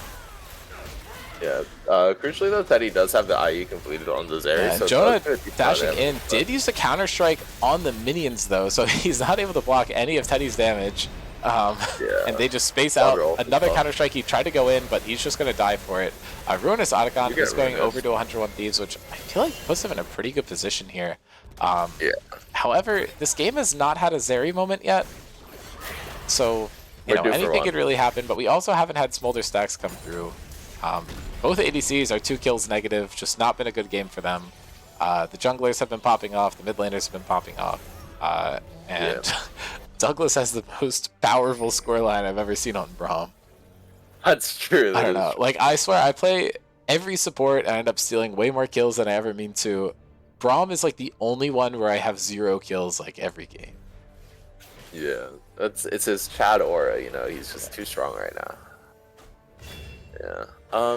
Yeah, they do pick up the Ruinous Otacon, getting a little bit extra value out of the singular Mountain Drag. If they can get like another one, I feel like Alberts is going to be in a very dire spot. That so much extra resistances coming out from 2 Mountain Drags is going to be a little tricky, especially for a champion like Zeri who wants to be like a DPS character. It'll take a lot longer for her to get her kills, and Lissandra will lose a decent amount of value because they'll have so much extra MR from like nothing. Yeah, it does look like Runans and Rapid Fire Cannon are going to be the next items down for the ADCs, so regardless of who starts getting a bunch of Mountain Drakes, no one's just going to rush resistances. That said, Syndra does have a Void Staff already, so yeah, she's like that. Yeah, they're nowhere. They'll be coming out, those mans attack off the Smolder. Yeah, Dave got poked a little bit. He's at 200 stacks. I was incorrect about him getting it before 25, but probably around 27 is where I anticipate it. I just don't think he's been involved in enough fights to really get it going. It's also hard when you can't really walk up to harass in lane, because if Janna slows you, you're just gonna get run down by the Zeri. Yeah, it could be a Baron start for anyone really. Not a lot of action beforehand, so if you are wanting to start Baron, it's going to be a raw start, so it's going to be very hard to confirm it per se, because there's a lot of action that could go on around it, but it is up for both teams. They do want to fist fight for it. I think it's going to be the next big objective for the team. While 101 Thieves has more gold, I think Inferno actually has more gold in the inventory, because they all just coordinated a 3-man back. So I think if they're able to get a good team fight here, they have the advantage. And Ari's top into Lissandra, but Jeremy just gets picked. So that's probably just going to be a dragon for 101 Thieves. And Juan going in just going to solo kill the Lissandra in a single burst. So this game's looking really good for 101. Becca did burn the... Or no, Juan did burn the ulti, so... I mean, ulti and ignite, but you've gotten like 2 kills across the board, so there's just no way to contest it. Like, maybe you're in a rough spot for Nash, but now you have like an extra 1,000 gold worth of stats, so I don't know. They're looking for a kill onto Ari here, though, and I think if they're able to get it, it could be pretty big. I don't think Albert was spotted on Vision. Now he's able to push Juan towards Omar, maybe, but no, he just forces out the flash, and Juan has a lot of support, but good for Inferno to not over push here. Teddy's looking for something over the wall, but he is just going to get spotted down on Vision, and it's really hard for him to walk in here. They dedicated all their Vision to the bottom side of the map. You're never catching him. Yeah, he is quite fast. Looks like and he has a wall he can dash through. Nishant is going to get his base stopped, but I mean, I don't really know what either team's looking for here if they're not playing around Baron. Lissandra and Jonah Syndra should are get both going yeah. bot with Albert to maybe find a pick onto Jax. It's a little hard, especially with his minion wave so close. But he is picked off. He's going to hop out. I don't think you have anything. Yeah. Full team reset did just come out from 101T, so I think they're on a bit better buys now. Ari has 3 items. Still not too many things for Smolder, but he did just hit the threshold, so we're going to have to see if he comes online here. Does have a bit of a 3k gold lead for the side of 101 Thieves. Jonah did pick up that bot tower as well. It's super good for them to open up the map. Does have the Needless and the Amp Tome, which I think should be Zanya's for Jax. I disagree with the way he itemized this, though. I feel like going the Seeker's Arm Guard is the most important part of that component, especially for a champion like Jax, where you just want to buy a bunch of time for your team to follow up. You're forgetting how well Jax scales off of AP, though. Yeah, that is true. If his goal is to just blow the fuck out of Teddy, then yeah, blow the fuck up. Teddy, blow Teddy the fuck up. There we go. Yeah, there you go. This sequence, the words there. If his goal is to do that, then I think he's itemizing correctly. If he's trying to stay alive longer, obviously incorrect. Building damage is not usually how you do that, unless you're Vladimir. Teddy did just say bet, so I'm yeah, sure Jonah, you're in. I'm #1 wingman NA, bro. True. As both teams are sort of just hanging out, chilling in the schoolyard. Nothing really happening. Jonah's just pushing out the waves, trying to make sure that they can put themselves in a good spot for Baron. If Inferno does send more than one person for the Jax, it could just be a really easy Baron start for them. But yeah, they do have the Syndra matching with TP though, so it's not the worst, but Jax does have 2 levels on the Syndra, so it is kind of hard for the Syndra to match him in particular, especially with the Merc Treads. Able to buy him a lot of space in these fights versus all of these range AP champions that want to match him in lane. So yeah, 3rd item completions are down for both ADCs. Teddy, a little bit up in gold, is going to have 2 additional longswords, which is going to be pretty significant for his damage. We'll have to see how these team fights go. I feel like Zeri at this point of the game is just itching to have a fight where it's 1v9s. I think Teddy needs to stop zoning people in their own jungle and needs to start just hitting in front line and getting the damage down, especially with the Runans. If he's able to start hitting in these fights, it's going to be super powerful. But here's a good one. Jax, who's building especially to eliminate Zeri from the game, is not going to be here in this fight. They are aware that this is happening. Skarner's a bit out of range to stop it, but they could look for a fight afterwards. Jax does have TP, so could join. Draco already in and just immediately... No, is actually going to live through with the Janna ultimate, and Janna steals Nash. Hong is almost going to die, and Wanda goes over the wall and just eats a Zeri burst fire to the face and is going to get taken down. critically, no one dies here, by the way, for the side of Inferno, so getting a Baron steal there... 800 gold onto the Zeri is the last thing you want to do. Yeah. I think it was Janna Tornado that stole that, by the way, if you want to rewind and like slow play that. That was kind of an insane I will just trust that that's what it was. I see Janna steal Dragon or Baron, no other way she's doing that, right? Like, yeah. This is a really good steal for Alberts. Those get them like really back into the game here. Evens up the gold lead. They do get the mid tower here. They're still down 2k and they're losing so much pressure on the map. But if they're able to get a dragon off of it, I think it helps them out because it puts them at soul point and really forces 101 Thieves to be able to do something. But Jonah's backing again. I think they want him to be here unless they're just going to give this a not contest, which I think is probably fine. But it makes he does have TP though. A few dragons a little bit harder. He's actually able to complete Zonia's there, so it could be worth it. But Juan's going to be a little late to this fight, and Skarner has a really good position, but going to sack it to burn Blaskin over the wall, which I think is just as good. If you pan the camera up towards the top side of their Inferno's Dragon, there is a really big TP ward there that Jonah could go for if he wants to go for it. Also, there is a ward right flank next to down here. But, yeah, I mean, Alice is just going to take this. Charm coming out is just going to completely light up Draco, but the Janna ult going to keep her alive once again. And huge Skarner ultimate, hits 3. Jonah going in onto the back line, forces 2 flashes out, is able to get a stun onto 2 of them anyway. But Ari just out of the fight, not able to follow up immediately. Wasn't able to find this one kill, actually is able to pick up Jeremy afterwards. But kills going back over. 4 for 2. And Albert most just of the kills going on to this Teddy game too. so well. And Juan just gonna go in, pop Teddy. Yeah. Eddie, you have too much ego, bro. Why are we face checking the Ari, dog? Come on, Well, the man. Ari just face checked him and died last time, so it's like, you know, you gotta return the favor. But Ace is now going over, You're right.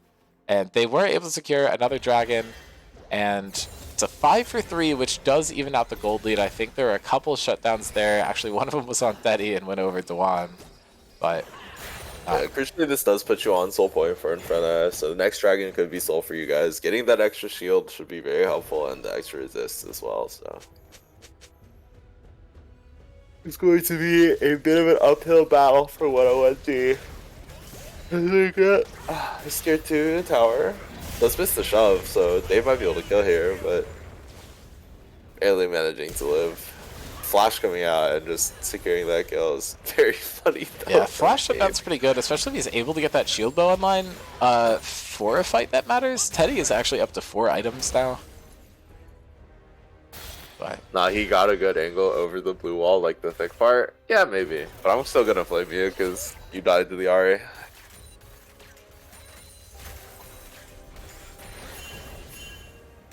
both ADCs have their flashes down, but trading flash for flash with Syndra for Smolder is honestly not that bad. I don't mind it. Flash isn't going to help you as much against Zeri specifically, but you do want it to be able to dodge out if the Syndra looks to engage. Draco has been struggling to get much done in these fights, but I still think having that lockdown for the Ahri or Smolder is important. Braum isn't really a champion who can itemize Mikhails to just free whoever you hit. So yeah, I mean, I think these last fights are going to be interesting. Knight's Vow is coming down for the Smolder to kind of try and keep him alive in these fights. We haven't seen too much value come out of his passive as this game's gone on, but if we see a later game fight, we definitely could see that change. Yeah. I mean, crucially, the Lissandra does have the Hourglass, so is able to buy a lot of time in these fights, in theory. So. Yeah, oh my god, and Omar, huge angle. Does burn the ulti, not going to be able to find the kill, forces Hourglass out of Juan, is going to take so much damage, and almost gets picked up himself, and does fall down, but is going to trade back onto Juan anyway. One of these champions is a little more valuable than the others, but actually I think Omar's caught up in gold, so I take that back. I don't know how the math works there, maybe shutdowns. Oh, JK, he's sitting on basically an entire decap. Yeah, to be fair, I think the Syndra also getting out the Hourglass cooldown from Ahri means that the fights are a little trickier for the Ahri. Yeah, so there's nothing coming up. Yeah. Like, if you do Nash on spawn, they're not going to have Hourglass, but otherwise it is going to be up. Just do Nash on spawn, sure.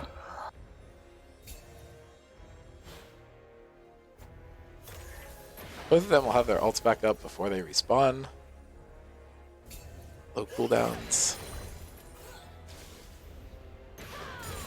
Yeah, I mean, we're really just waiting for Baron next. There's not much really you can do.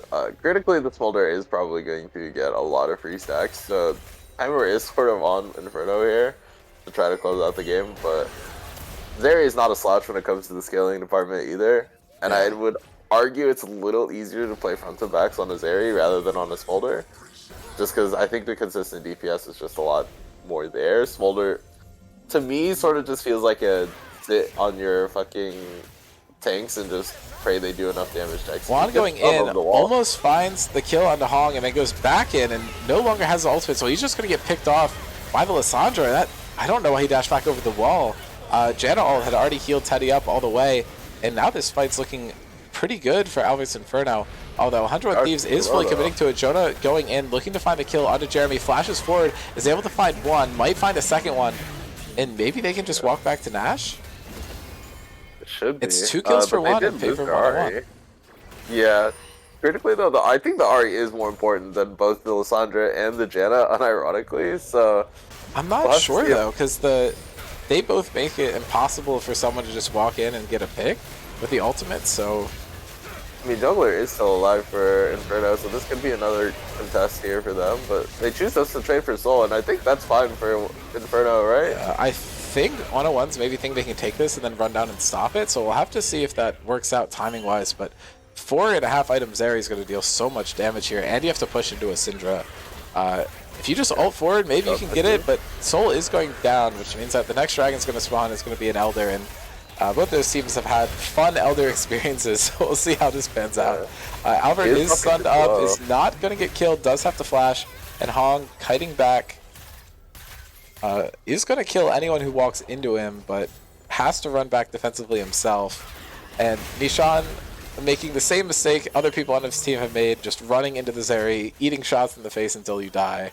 And Hong's still trying to chase this. Might have an angle, but Ahri's respawned and they spot her out on a ward. Yeah. Definitely a little bit of an overextend from the Wallaber as well. But I've been in that spot where you're the melee champion trying to catch the range champion and they just kite the fuck out of you. It is very annoying. Yeah. I mean, the difference is Zeri's balanced on the fact that she can miss her autos, but if you're running at her point blank, she's never missing them. So you're basically just giving her like a 10% damage buff. Yeah, it is very unfortunate. But now Inferno is, I feel like, in a very comfortable position. They do have the soul, which is very crucial for them not to get bursted. And I think if Zeri cannot get bursted, you are in such a rough spot for the side of 101 Thieves. The Smolder is still stacking up very, very well, but he does have to get a lot of damage down, and I think, or he is sort of reliant on the Ahri getting a lot of damage down, and I feel like Inferno have done like a decent job of making sure the Ahri cannot play the game with the Lissandra, so it is going to be a little rough. I think at some point though, the Smolder stacks will just make it so that all invisibilities like nuke the entire health bar of Inferno, so we'll see how they want to play it. Not much else, really. It's going to be a slow game until the two objectives come up. It is going to be another double at the same time kind of spawn. They desync them just the right amount so that it's going to be a little rough to fight it. Hong going in is going to be able to follow up onto Jonah, getting ulted by the Skarner. Dave's trying to get some poke down. They are clad in purple, so they're going to deal a lot of damage to this mid lane tower, but it's going to be so hard for them to keep the cannon minion alive into Syndra and Zeri. Just so much wave clear. Yeah, I mean, also technically Skarner does have infinite scaling with the Heartsteel and the Grasp, so in theory will be the tankiest member on this team no matter what, so yeah. I mean, the Volibear like just builds off tank anyway, whereas Skarner's just full itemizing into it.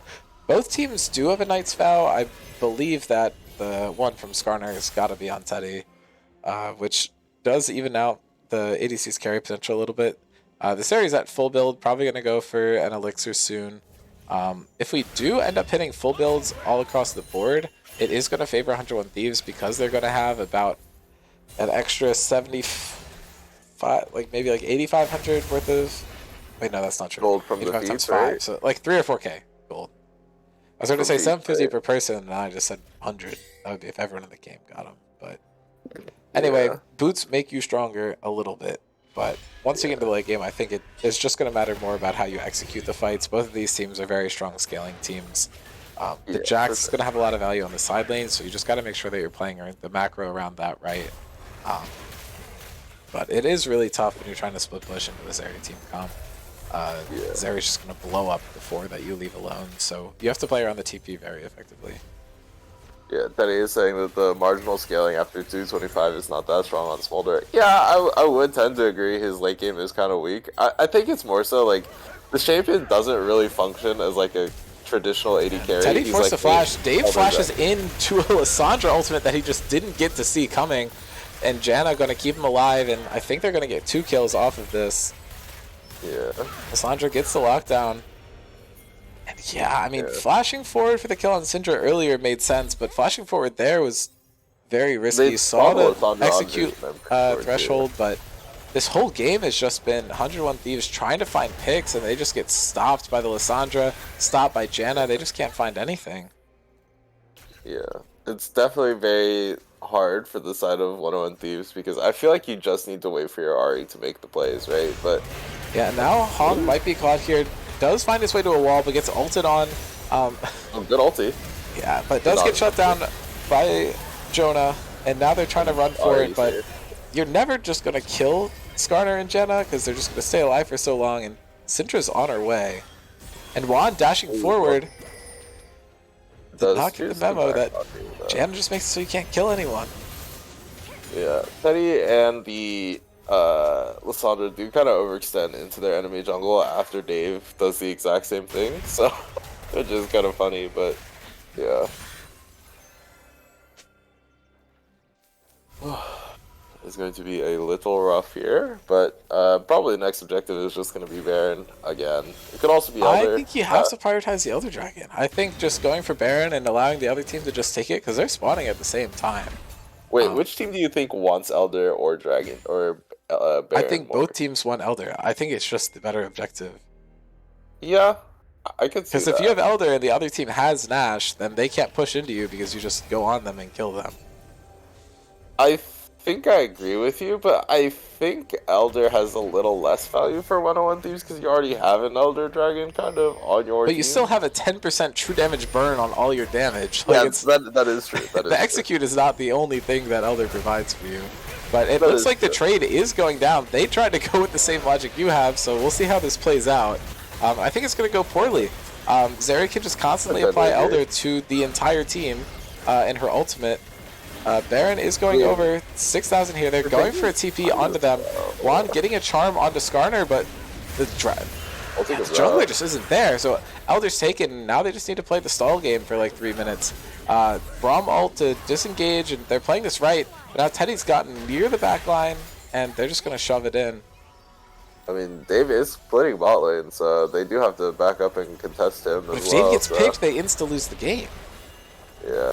I mean, he has the Baron, so it's kind of hard to Yeah, I walk mean, if out you have Jax here. in the side lane, that's someone that you could lose. But if you have Smolder that far extended and keep him there as a point of pressure, then he just gets picked, and then the rest of the team walks down mid. Or they just walk down mid without him, because you don't care that much. But they are pushing down with 3 with Elder. The Zeri ultimate is back up. This 4v5, they definitely could win. Albert has taken a bit of damage. Syndra does have TP if needed. And I think all they need is a way to get Zeri in safely to press R on a bunch of people and just spam Q until Elder kills everyone. Yeah.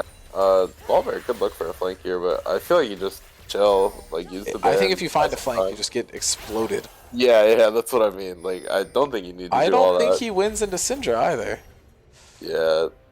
He just wants to be here to try to protect the tower. I think this is incorrect, though. Like, just give the tower. I feel like you will die if you even remotely try to contest the Syndra if she hits any abilities on you.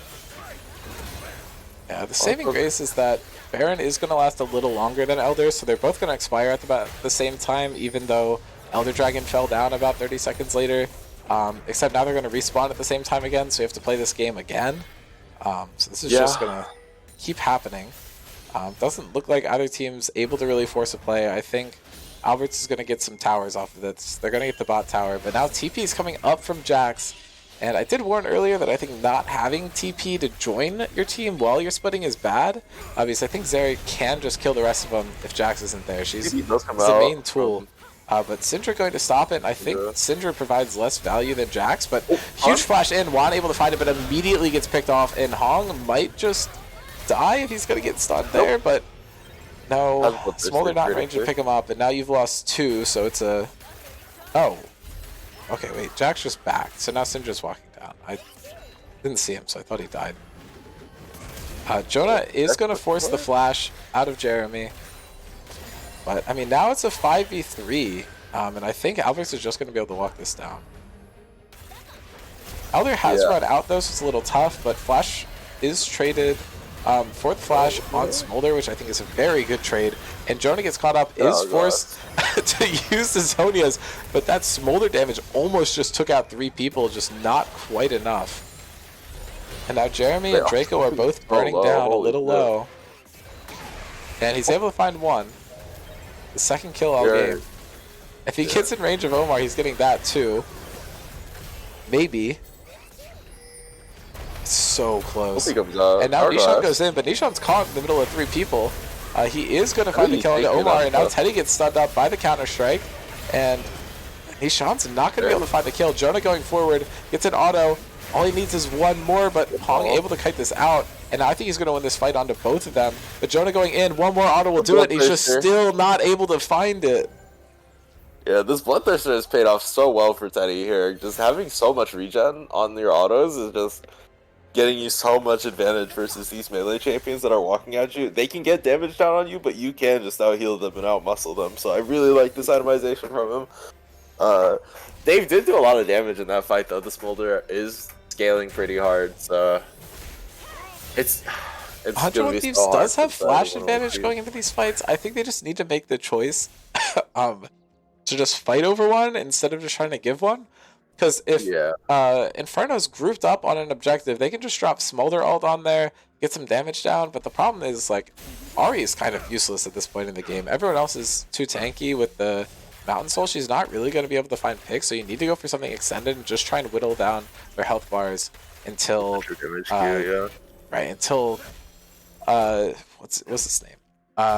Smolder can get the kill. I feel like Jonah's been doing a lot in these fights, but he's now full build, so he's not going to keep scaling. And Lissandra still has some items to complete. Albert's full build, but he has the type of build where he can end up selling items and get stronger later. The supportive items are a little cheap, and I think the full tank items do have a bit more value for him individually, but the value he provides to his team is very high. Those also have the 600 HP from the Heartsteel as well, so the Locket scaling with the HP should be really good. Should be really fat shields for him. Yeah. And Jonah now face checking just gets pushed into the wall. Is going to counter strike, but gets solo ulted, and I think that is the right call. But Dave's now here is dropping the ultimate, trying to save Jonah, but that might just be a play where you need to sack him. But maybe I spoke too soon. Nishan is coming in here, Doug there as well, but Teddy able to get a kill, and now he's kiting. And it's just going to be so hard to get onto him. Juan walks up too far, has to dodge away from the Syndra Q with his second ult, and now that's 2 picks instead of just the one onto Jax. And with 5v3, I think you can get both objectives or end the game. Yeah, it's super well played from Teddy. He just knows the ranges on his champions so well. Knowing that he can dash in like that and just outmuscle the Jax with your Bloodthirster, I really like that kind of play from him. And now they're in a really comfortable position to just pick up both of the big objectives, grab Elder, grab Baron, and then just try to fist fight 101 Thieves and try to end the game. So. You could try to trade again, but you just don't have enough damage to take it fast enough. Jax and Smolder are your 2 main sources of damage when trying to take an objective, so now you've given over both. That's kind of the worst thing that could happen. It actually does feel worse than just losing the game on the spot. Yeah, now we gotta wait another 20 minutes while they summon the courage to end the game, I fear. But they should be able to get the I mean, with both, I think you just sit with Wave and just walk down the game. Yeah. I would be shocked if this game goes past like 52 or 53 minutes at this point. Yeah. Baron buff expires beforehand. There's some trolling going on. Ishan just immediately gets picked off. Is going to ult out over the wall. Gets flashed on. Gets a huge Steric shield. And maybe they just try and kill him and end the game here. Elder is going to pick it up. And hopefully the call from AI here is to just walk down. Take this out. Juan dashing out here really well. Avoids getting hit by basically anything meaningful. Brawl ultimate only hitting 1. Jeremy chunked out to half by Dave's ultimate. Omar is going to try to pick up this last top tier too. You guys can just walk back and hit Baron as well, by the way, team. You don't have to sit in base and jerk off for 20 seconds. Like, go hit Baron, guys. Things are coming down now. They're going to try and take it.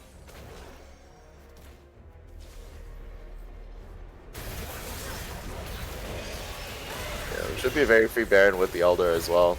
To just get deleted. You can just go wherever you want now and try to end the game. INFs are respawning for blue side, but they're just going to choose to coordinate their bases here and pick up their last items. Does Teddy sell his boots for something? No? The only person to change their inventory off that recall was Jeremy. That's crazy. So they could have just stayed and just walked into base. I mean, some people probably bought elixirs. But... That's true. Well, no, you don't understand. Baron dies, no one's around, you have to press B. That's true. Your brain forcibly presses B on your keyboard. That is the rules. That is the rules. Okay, so now they just walk down and end the game, right? Except Elder's going to wear off, so maybe they don't have as much fighting power. True, true, true. I don't know. I feel like in this position, you either try to desync the Baron and Elder so that you always have one and try and keep up constant pressure, or you just try and have both overlapping for as long as possible and try and end the game. It felt like maybe they thought that they could end the game when they got the pick on the Nishan, but they couldn't. So They need to get a fight before the Elder wears off. And actually, they're going to find that now. Juan in big trouble. Jonah going in with a huge play, but the 3-man Skarner ulti is actually not really going to get anything.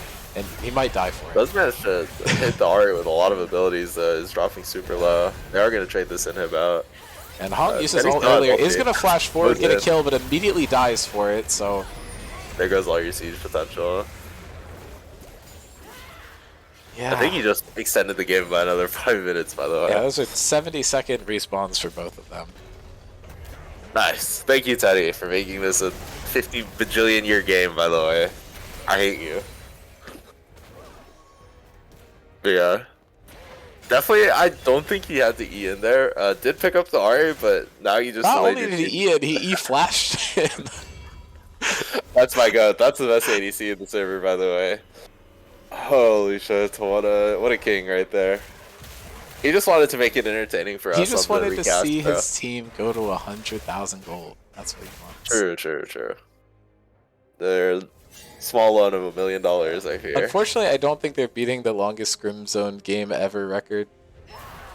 But y'all hating on Hong, but he's the best? We're not hating. This is not hate. We don't hate Hong at all. It's just, this boy is terminal inter sometimes, and that's okay.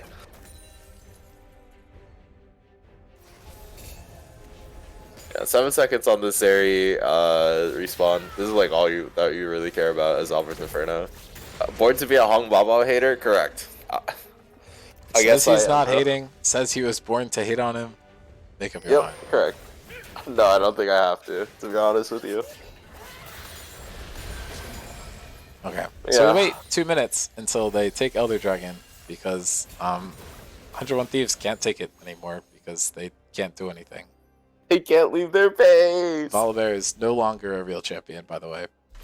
Teddy almost has 500 CS. And Dave does have 500 CS. Dave's been farming at 10 CS per minute this whole game, pretty much. That's awesome. That's so awesome. I love Dave so much. Oh, holy shit. Flash comes out from Ari. Does not find it. That will matter. Because Teddy won't have to flash to kill him. True. Dave is so fresh on the CS. Yeah, how many stacks does he have, by the way? Can we get a stack check? I'm going to guess 412. I'm guessing 500. 612. Okay. Yeah, I was close. I got 12 right. That's kind of more impressive. Okay, but like, I was closer. No? Right, but I said 12. Think about it. True. Okay, I mean, I was going to say this game isn't losable, but if Teddy just presses E into the entire team, it's definitely losable. I mean, that's what Teddy was born to do, right? Right, so it could happen. Oh, worry, it's getting decent poke out with the E shove, so. Okay, pings are coming down to Ari. They're looking for her. Draco goes in. Has flash, actually. Could flash ult. Except the rest of the team is nowhere there. I think you need to flash ult the Smolder. Are we gonna walk back to Elder? We're walking back to Elder. Well, that's what they should do. That's what they should. They just need to actually do something with it. Walk back to Elder. Walk to Baron afterwards. Nishan is in a position to try to steal, maybe. And Draco just going to get a root. Actually deals 0 damage. Smolder ult comes down. Oh my god, wait. Ult into the pit. Nishan almost able to steal it. He stole Elder to win one game this season. Is not going to be able to do it again. And Hong and Draco now running forward. Rest of the team kind of with them. And you're backing on 2 wards. Juan just gets taken out here. This should just be the end of the game, right? Surely we will not be stuck in this limbo forever. It's 5-3. They have 70-second respawn timers, and Elder is on the other team. And Jeremy has a 1500 health shield on his head when he shields himself. That's kind of awesome. And Jonah gets scattered. They have Elder. Surely he just dies. Albert staying alive for a quarter century. Draco flashing forward with the ultimate on to the Smolder, just like I predicted. And they're finally going to end the game. Easy MVP call game this, or easy MVP call this game, by the way. If you make me say Teddy out loud, I'm gonna No, bonk it's myself on the head and Skarner. die. Yeah, it's It's Skarner. obviously Okay, cool. We're Skarner. on the same page. Thank you. Holy shit. I'm sorry. I cannot give it to Teddy for the way he played No, half of those fucking Teddy late threw games, that bro. game. He just won because he was Zeri, and he had 8 support items on him. Yeah, No, definitely, Albert played his definitely well heart out. played. He hit every ultimate in the freaking game and Yeah. made everything happen in the early game. Really good game by him. And we are moving on to game 3. I have severe brain damage after watching the last 20 minutes of that game. It was a great game until like 35, and then it just, ooh, It was just we were it got watching them rough. throw a ball back and forth between each other and just seeing who could catch the throw faster, bro. Holy shit. Oh my gosh, Teddy, I'm going to strangle you the next time I see you, bro. Holy Christ, why did you make me sit through that, dog? Who is Albert? The jungler, the Skarner. Uh, had a fucking monster performance on the Skarner. It sucks to be the tank player in that scenario and watch your ADC just religiously press E into all 5 members of the enemy team. I would rather die than watch my AD carry do that, but you know what? You got it, bro. You got to get back on my team so you can do that more. True, actually. Or you got to get on the Teddy's team. True, 2 ways to actually. think about it. Holy Okay, shit. it looks like another blue side game from 101 Thieves. They actually get to choose it this time. This is the first time they've gotten to choose it and it hasn't been forced upon them. My guess is that they're going to choose to ban something else they don't want to deal with and pick Jinx, because the only champion that ever gets first picked in Scrim Zone is Jinx. Oh, wait, Except there's for all the Syndra. games where she's banned, but that's Wait, true. there's Syndra. That's true. I'm guessing Jinx though, like confident Jinx guess. Okay. But do you care? Can I just skip right to draft? You can skip the draft. I don't give a fuck. Let's get out of here, bro. We had to sit through that 15-minute clusterfuck. Let's move on. Okay. And Jonah has the link, and I paste the link. And holy shit, I'm right. Oh my gosh, you're psychic. Oh, they banned Zeri. Okay, I had no clue what they were gonna ban instead, but I mean, I guess Zeri, which is kind of the same champion as Jinx. But maybe Dave won't play it, and he can pick away the Jinx and wouldn't pick away the Zeri. My Anyway, personal they opinion, don't this first pick Braum, they just pick Braum on 2, which is basically the same thing. But Jinx yeah, Braum is really good. Skarner still exists, and Misfortune is picked as a counter pick into Jinx, and Nami's still picked. We're just seeing this Xin Zhao adaptation. So this is a very similar draft that what we've seen before. We've seen this MF not work for Teddy in the past, so I'm not actually inspired with a lot of confidence in it. yeah. But the Xin Zhao, I actually am inspired with a lot of confidence in it. Very fun champion, Sean, and I feel like Nishan pilots it really well. yeah, Xin Zhao does have a lot of value into the MF as well. If you drop the ultimate, MF ulti just does nothing to you if you're like not in ass crack range of her. So Right. like, And if you didn't hit definitely her a and good you pick are to an do. ass crack range of her, you can just stop it immediately. Yeah, that too. Braum also is a really great pick into Misfortune as well because you can throw up the shield and then you mitigate most of the ultimate. So I do like 101 Thieves draft so far. Jinx is our default 80 carry blind. Like, Yippee, Jinx! Yippee! You know, like, okay, cool. Whatever, man. Wait, But is this Lilia top or is this Skarner top? okay. Do you want me to tell you? Yeah, Because I yeah. do know. It is a Skarner top flex into the Cassante, and then they pick Lilia. Amazing. That's So so fun. We're yeah, just I do playing like whatever. that. I do like that adaptation for Albert. I think his carry performances have looked really good. And also like game 3, you just wanted to play a different champion. I respect that. I mean, To be I don't honest. know why he's not piloting this champion higher. We got through all series. It's his best champion. I think he just gets a little stuck on tank duty sometimes, or just gets trapped in it, Well, or it's yeah, just like one of those situations where like a champion that usually gets banned against you gets left up, and you just kind of don't think about it, so you yeah. forget to pick it. But a I really good spot for it here because you already have everything else you need in a team comp, and I think it's a pretty solid pick. yeah. I don't know how experienced all these other champion or these players are on their champions. Omar's Hui is one that we've definitely seen a bunch. Yeah. LeBlanc into Hui I think can go well if she gets ahead early, but if not, I feel like you're just going to be a little useless. But it has high value in picking off Lilia Hui and Misfortune this game. Yeah, Cassante into Skarner is like the most nothing burger matchup I think I've ever seen in my life. I do actually think Xin Zhao is like a little tricky for Lilia because like he has a really easy way to get on top of Yeah. you if he hits the W. And you can also block all of the dot damage she does with the ultimate. But Yeah, I this is think crazy, by the way. Misfortune has been picked into Jinx 5 times and lost every single time.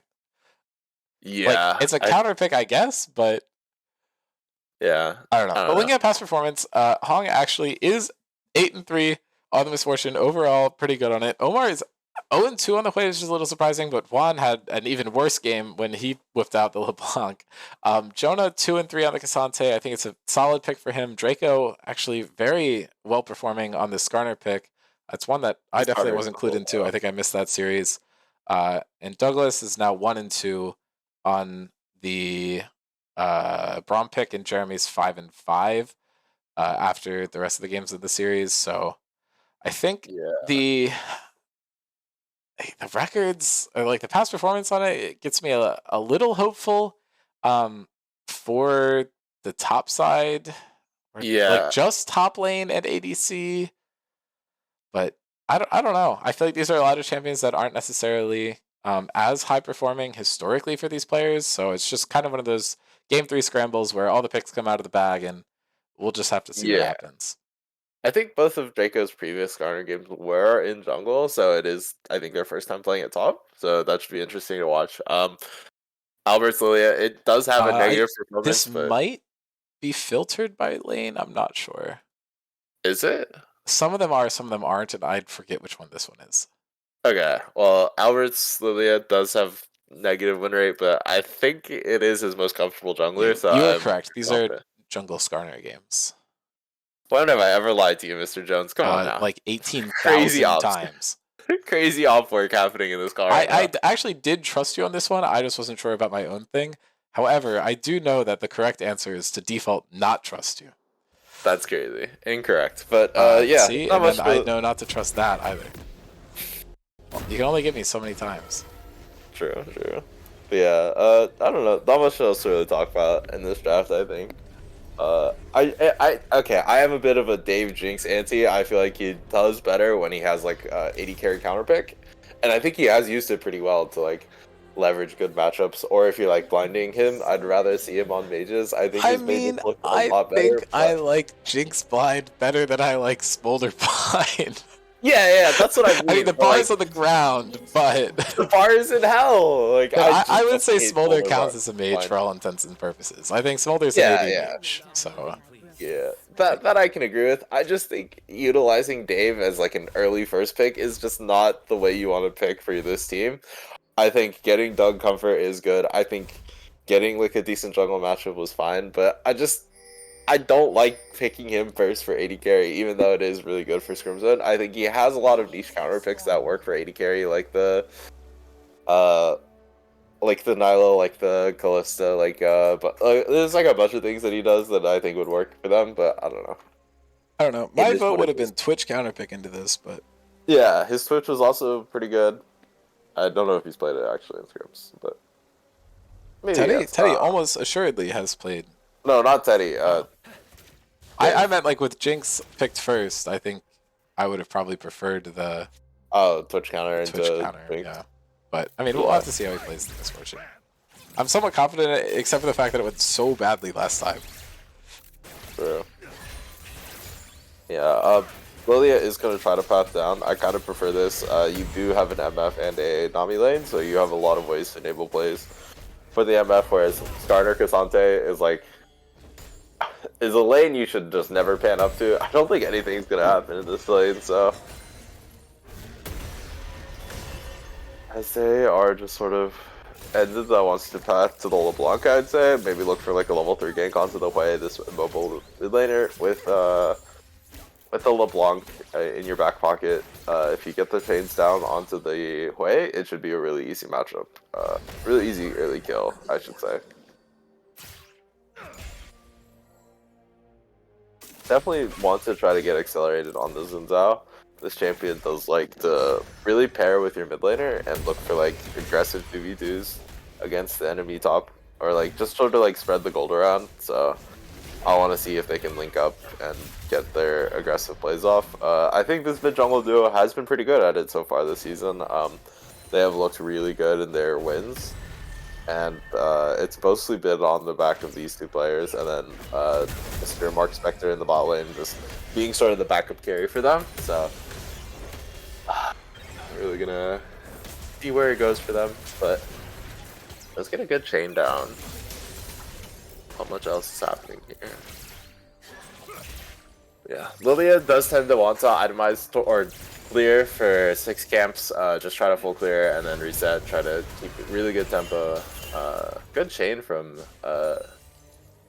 LeBlanc here, getting a decent trade off onto the Hui, but Hui has burned both potions while LeBlanc still has both of hers. So Lilia is gonna go for a bot crab here. Xin Zhao clear is a lot slower than Lilia's, so does make it to the crab first, but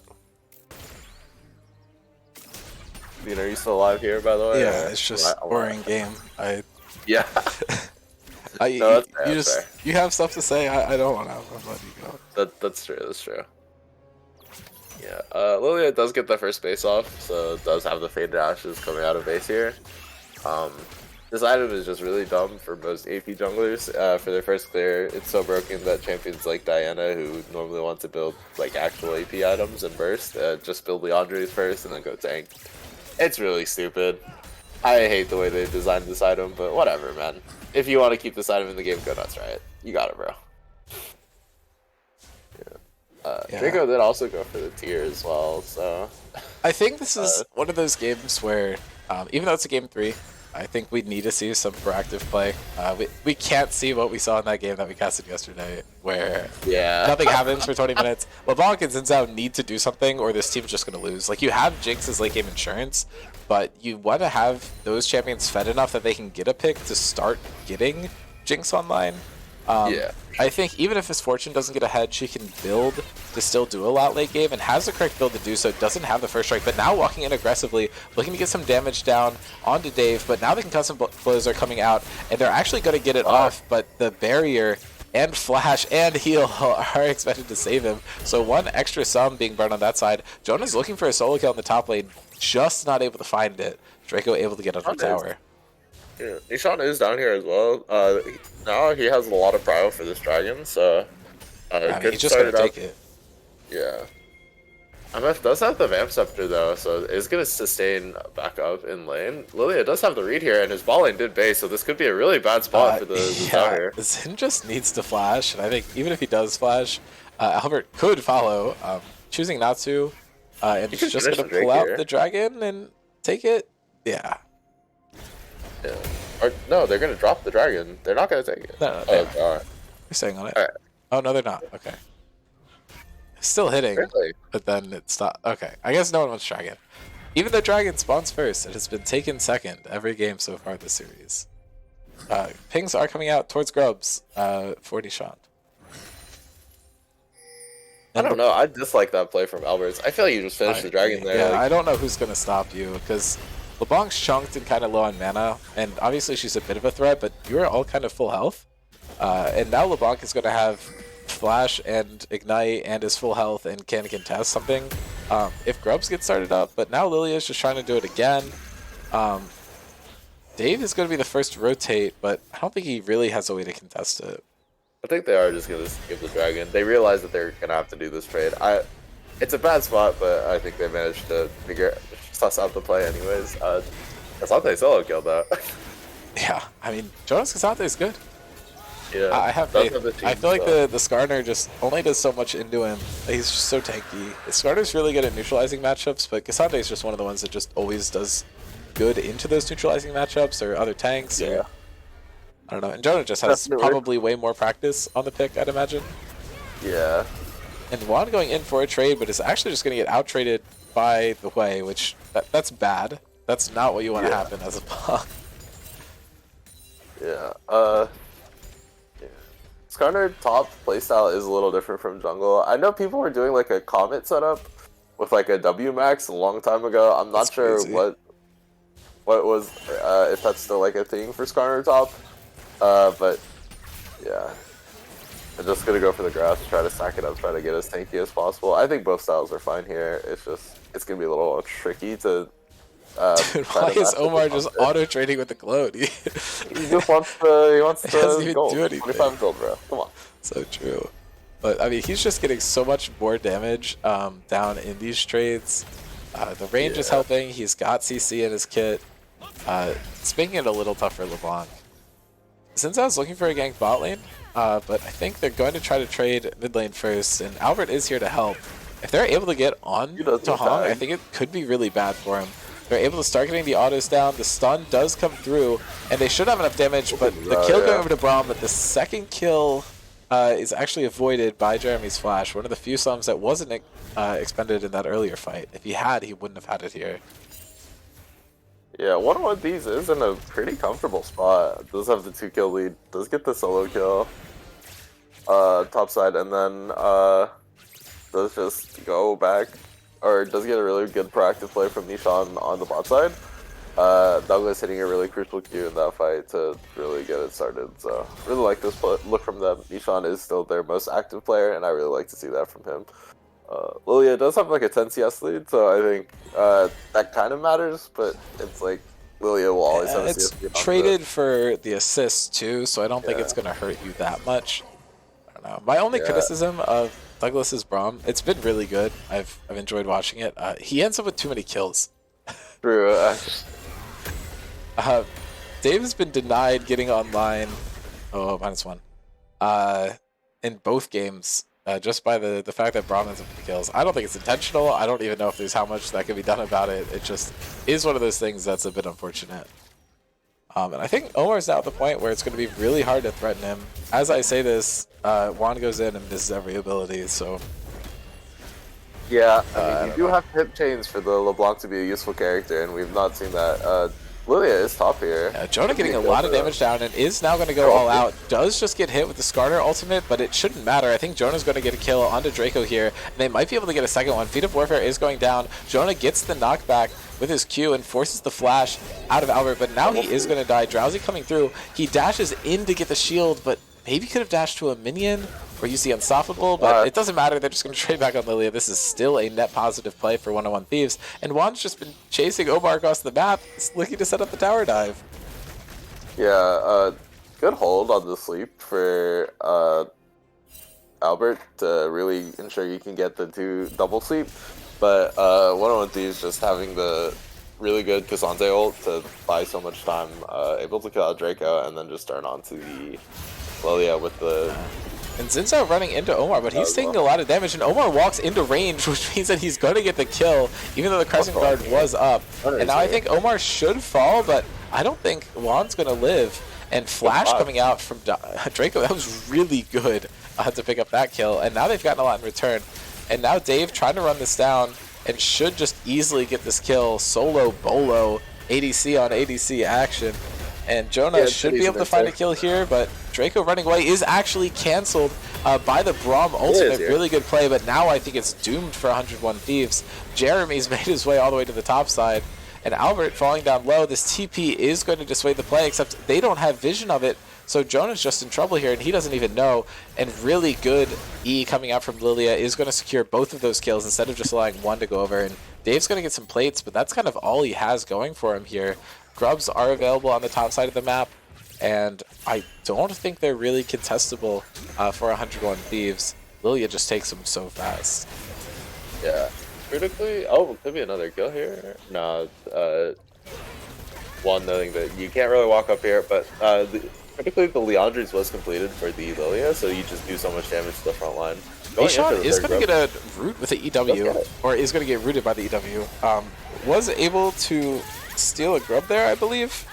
So that's not helping feats, and now Hong trades the solo bolo back the other way. Juan looking for a kill here, not going to find it, and all Huey needs to do is hit like one more ability, but the problem is he has got to hit it on the right LeBlanc. And he should just be able to get it with autos, but no, dash comes out. Maybe a QW? Nope. And nope. Yeah, bloody game so far. A lot of kills getting traded back Could be and forth. Ravenous. I think. Yeah. Could see it. You mean Ruinous? We're bringing back Ravenous Hydra. True, true. But I do think the way that the kills have ended up does kind of favor Inferno here. Getting like a lot of gold onto your Lilia, onto the Hui. Lilia is one of those champions. The second you get accelerated on this character, it is so hard to try to CC her down. Especially because 101 Thieves does have like a bit of a lack of easy ways to get on top of her. You do have the Cassante with the ulti. But like that's your only guaranteed hard lockdown, like point and click, and you have to be in melee range of the Lilia, which is never where you want to be. But ulti comes out from the yeah, Juan's going to eat it and should mostly be fine. He's done a really good job of dodging the QWs this game. Yeah. But I think Dragon is going to just go over to Albert's Inferno. I don't really see a way for 101 Thieves to contest it safely. Omar once again hitting a good poke on it.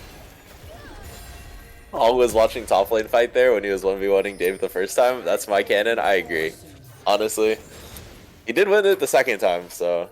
does have Bloodthirster here completed, so I think he is a bit stronger in the 1v1s versus the Jinx, just because you have so much extra sustain. The lethal tempo from Jinx could come out and win it, but... I mean, I think Jinx is going to bet on an item here, though. Doesn't have... does have the full boots in Misfortune doesn't, which I think is going to make her a little more useful in fights, but... actually, Jeremy going to cancel the base, which is huge if it's actually delaying the item spike, but looking at how much gold he's got in his pocket, he's almost definitely... has first item here, but he interrupted. There might be a second one too. Jeremy just walking up, almost able to hit the bubble, and Dave's gonna walk up, get some damage down, but just stalling this Jinx from getting first item is actually super crucial. Yeah, I think Inferno did manage to get the feats of the objective feat, so definitely a comfortable spot. Has the first two? Wait, no, they don't, because they don't have either grubs. Oh yeah, you're right. I forgot they got one stolen. But it is a really comfortable position for the side of Alberts. I think having two dragons and then getting a Hexel would be really, really good for them if they can get to that point in the game. So yeah, Albert is in a really comfortable spot though to run away with this game. So yeah, it's a bit easier for Jinx to apply the Hexel. I feel like she's one of those champions that I see Hexel and I see her and I'm like, ooh, that's just not what you want to play into. But Juan getting traded on super heavily here. And Nishant is going to be here to help Jonah out with this play. I don't know if he needed it, but they're really getting this top lane snowballed ahead, and they might be able to use this pressure if they can keep it up for long enough to get a Rift Herald, but Hong forcing out the flash on Jinx in the bot lane. And actually he's probably going to get the kill anyway. No, forces out Barrier too. Yeah, I don't know. It's very easy to gank Cassante, but you do have to start transferring your gold lead at some point to another player on the team, because Cassante is still just a tank at the end of the day. Yes, someone find the Showmaker copy positive about Cassante, but bro ain't just a tank. He's a bruiser that can't carry.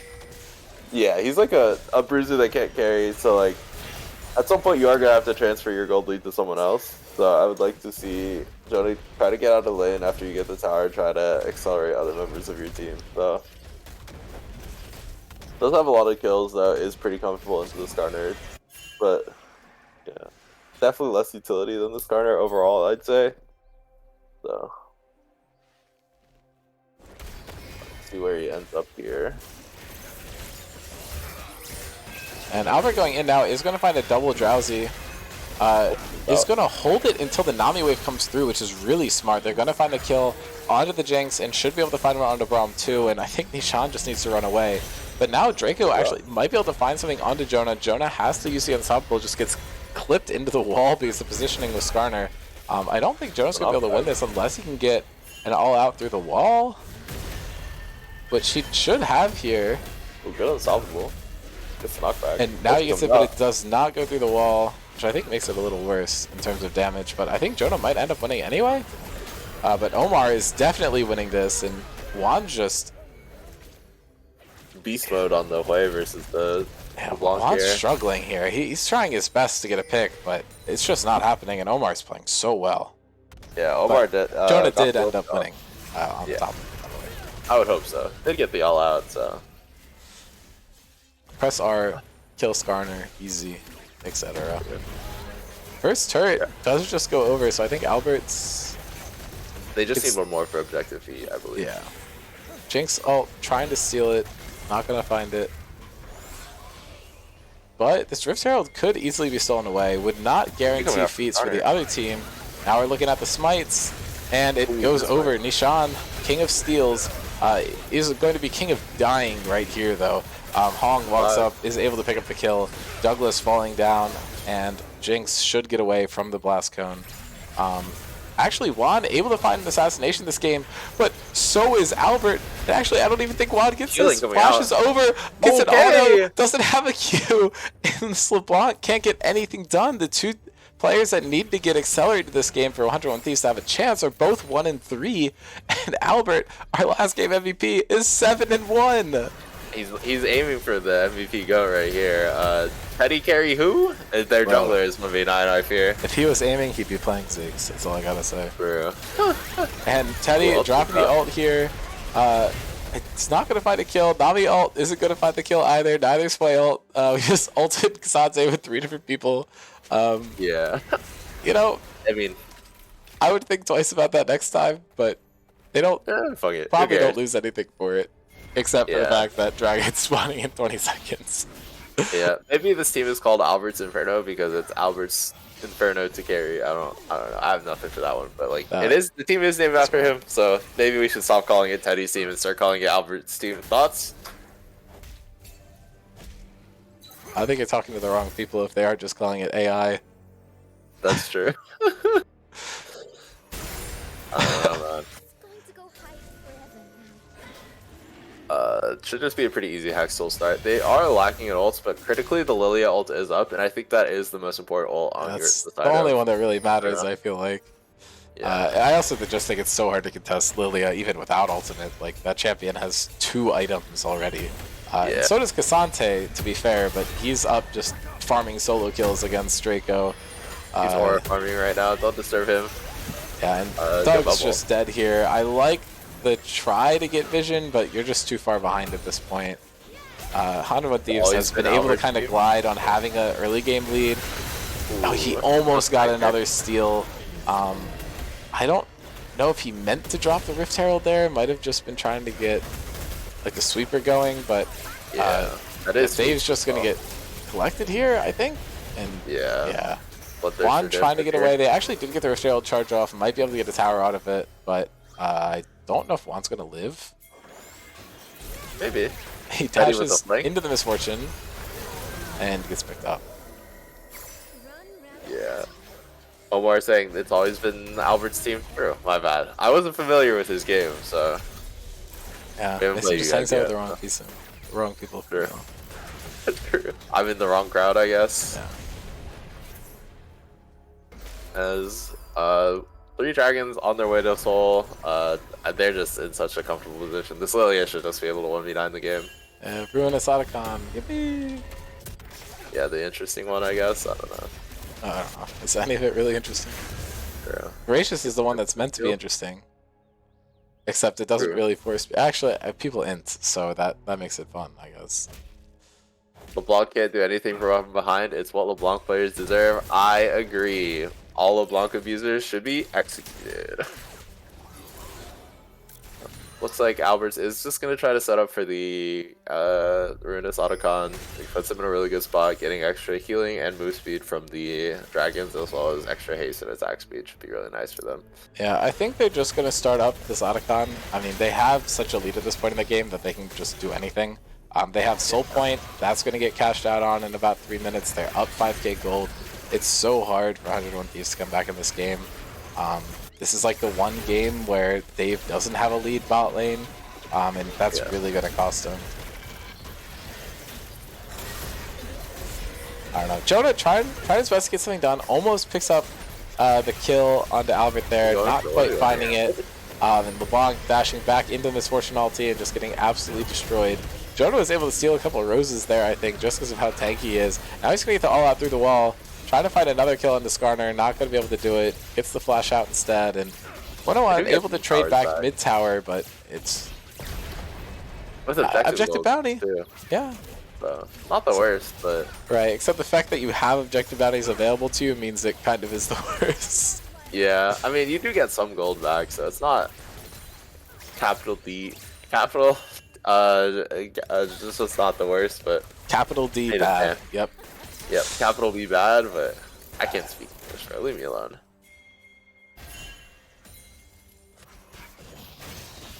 Well, Nishan's dead here. He doesn't know he's on a ward. Yeah, and they didn't get the blue? He flashed and ulted. Yeah, just another pick. You can probably just walk him down mid, honestly. Just look Yeah, for more picks. that's a Able to bit get the Raptors unfortunate. too as well. I mean, 101 Thieves is being proactive. They're looking to get gold on the map where they can. It's just the vision control just hasn't been there. If you look at the vision score, Jeremy has 60 at 23 minutes, and Doug is at 23 at 23 minutes. Yeah. I mean, it is kind of rough when the 1-0 burger matchup on your team is the only one that's winning, and then every other lane is getting kind of fisted in terms of individual performance here. It is kind of hard to bounce back from the 15-minute game, so I don't blame 101 Thieves. Like, that second game was kind of really hard for them, so... Omar says he's been practicing to get his lick back onto Gur. I do like this banter. Gur, you're fucked. You're gonna lose to my team later today. I'm just letting you know. But yeah. So true. LeBlanc abusers shall not be tolerated here in Scrims on LOL. You need to die. But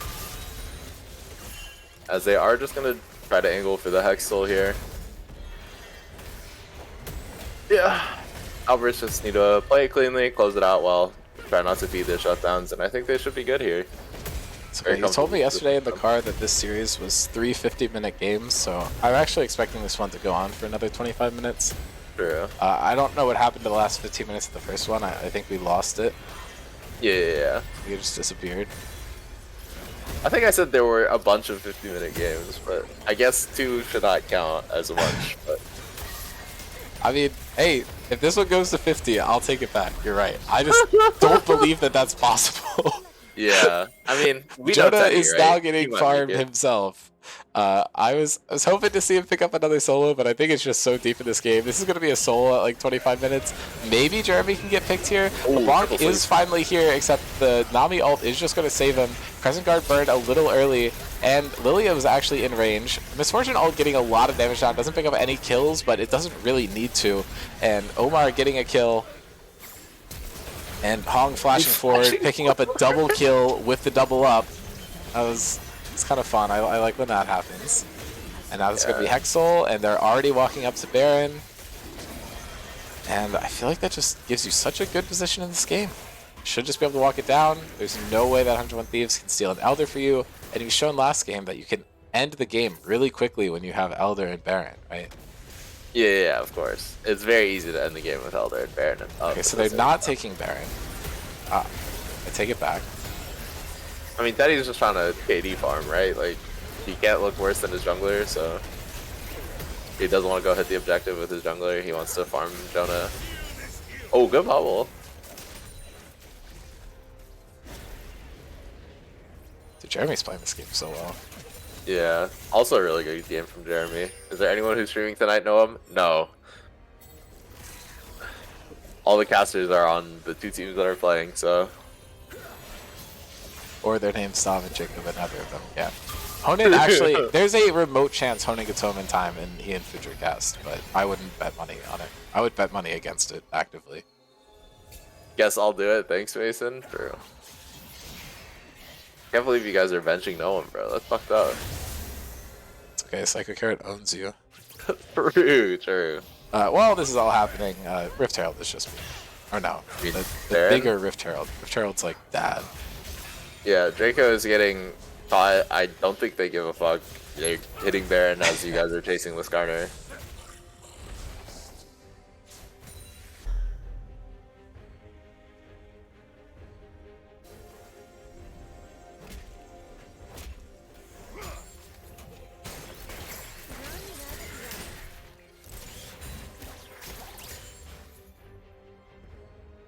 Yeah, we're just waiting for them to hit the Nexus, I think. Like, Yeah, not much to really say. That is why MF is commander. Yeah, just group mid, ARAM it.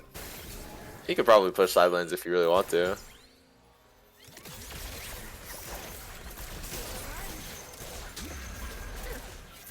So maybe this game does go to 50 minutes. Dean, when have I ever lied to you? Come on now. Like 18 million times. We've already been over this. Incorrect. lie by the liberal media, I fear.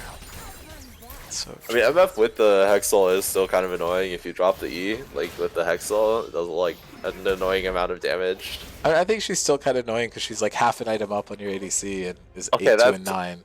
But irrelevant. the Hexal does help, I guess. I mean, I think they just got to group up, get something done. INF is open mid lane. Ori can commit jungle, ADC to top. They're taking it pretty quick, so maybe it's progressing towards the end of this game. Draco is holding the demolish for the second tower. I guess that matters sometimes. Omar is matching the. I mean, it is going to matter a lot here because look how much this thing is about to do. Yeah, or, true. Yeah, it just took the entire half of the tower. Yeah. Omar does have TP, so it doesn't actually matter that he's down there. I think it's a good way for them to split pressure. TP is only available on one member of 101 Thieves this game. Last time they just threw it on the Smolder. They didn't do the same thing here. Juan goes into trade, takes more damage than he deals. Classic. Xante is here, but yeah, I don't think it matters too much because Albert will just shred him. Draco going in, could look for an ulti here, but they're also looking for Lilia ult. And they're going to find it onto one, and now Misfortune ult is going to go and kill 2 people. Crescent Guard only blocks the damage for yourself, so it's not that good in Misfortune ulti. Juan is probably going to die here, but maybe trade Alex, or Albert. Yeah, but... I've casted too many games. Douglas is going to die, and this game is going to end at 50 minutes. Yeah, just like you told me, because you never lie. True. MVP, very obvious once again.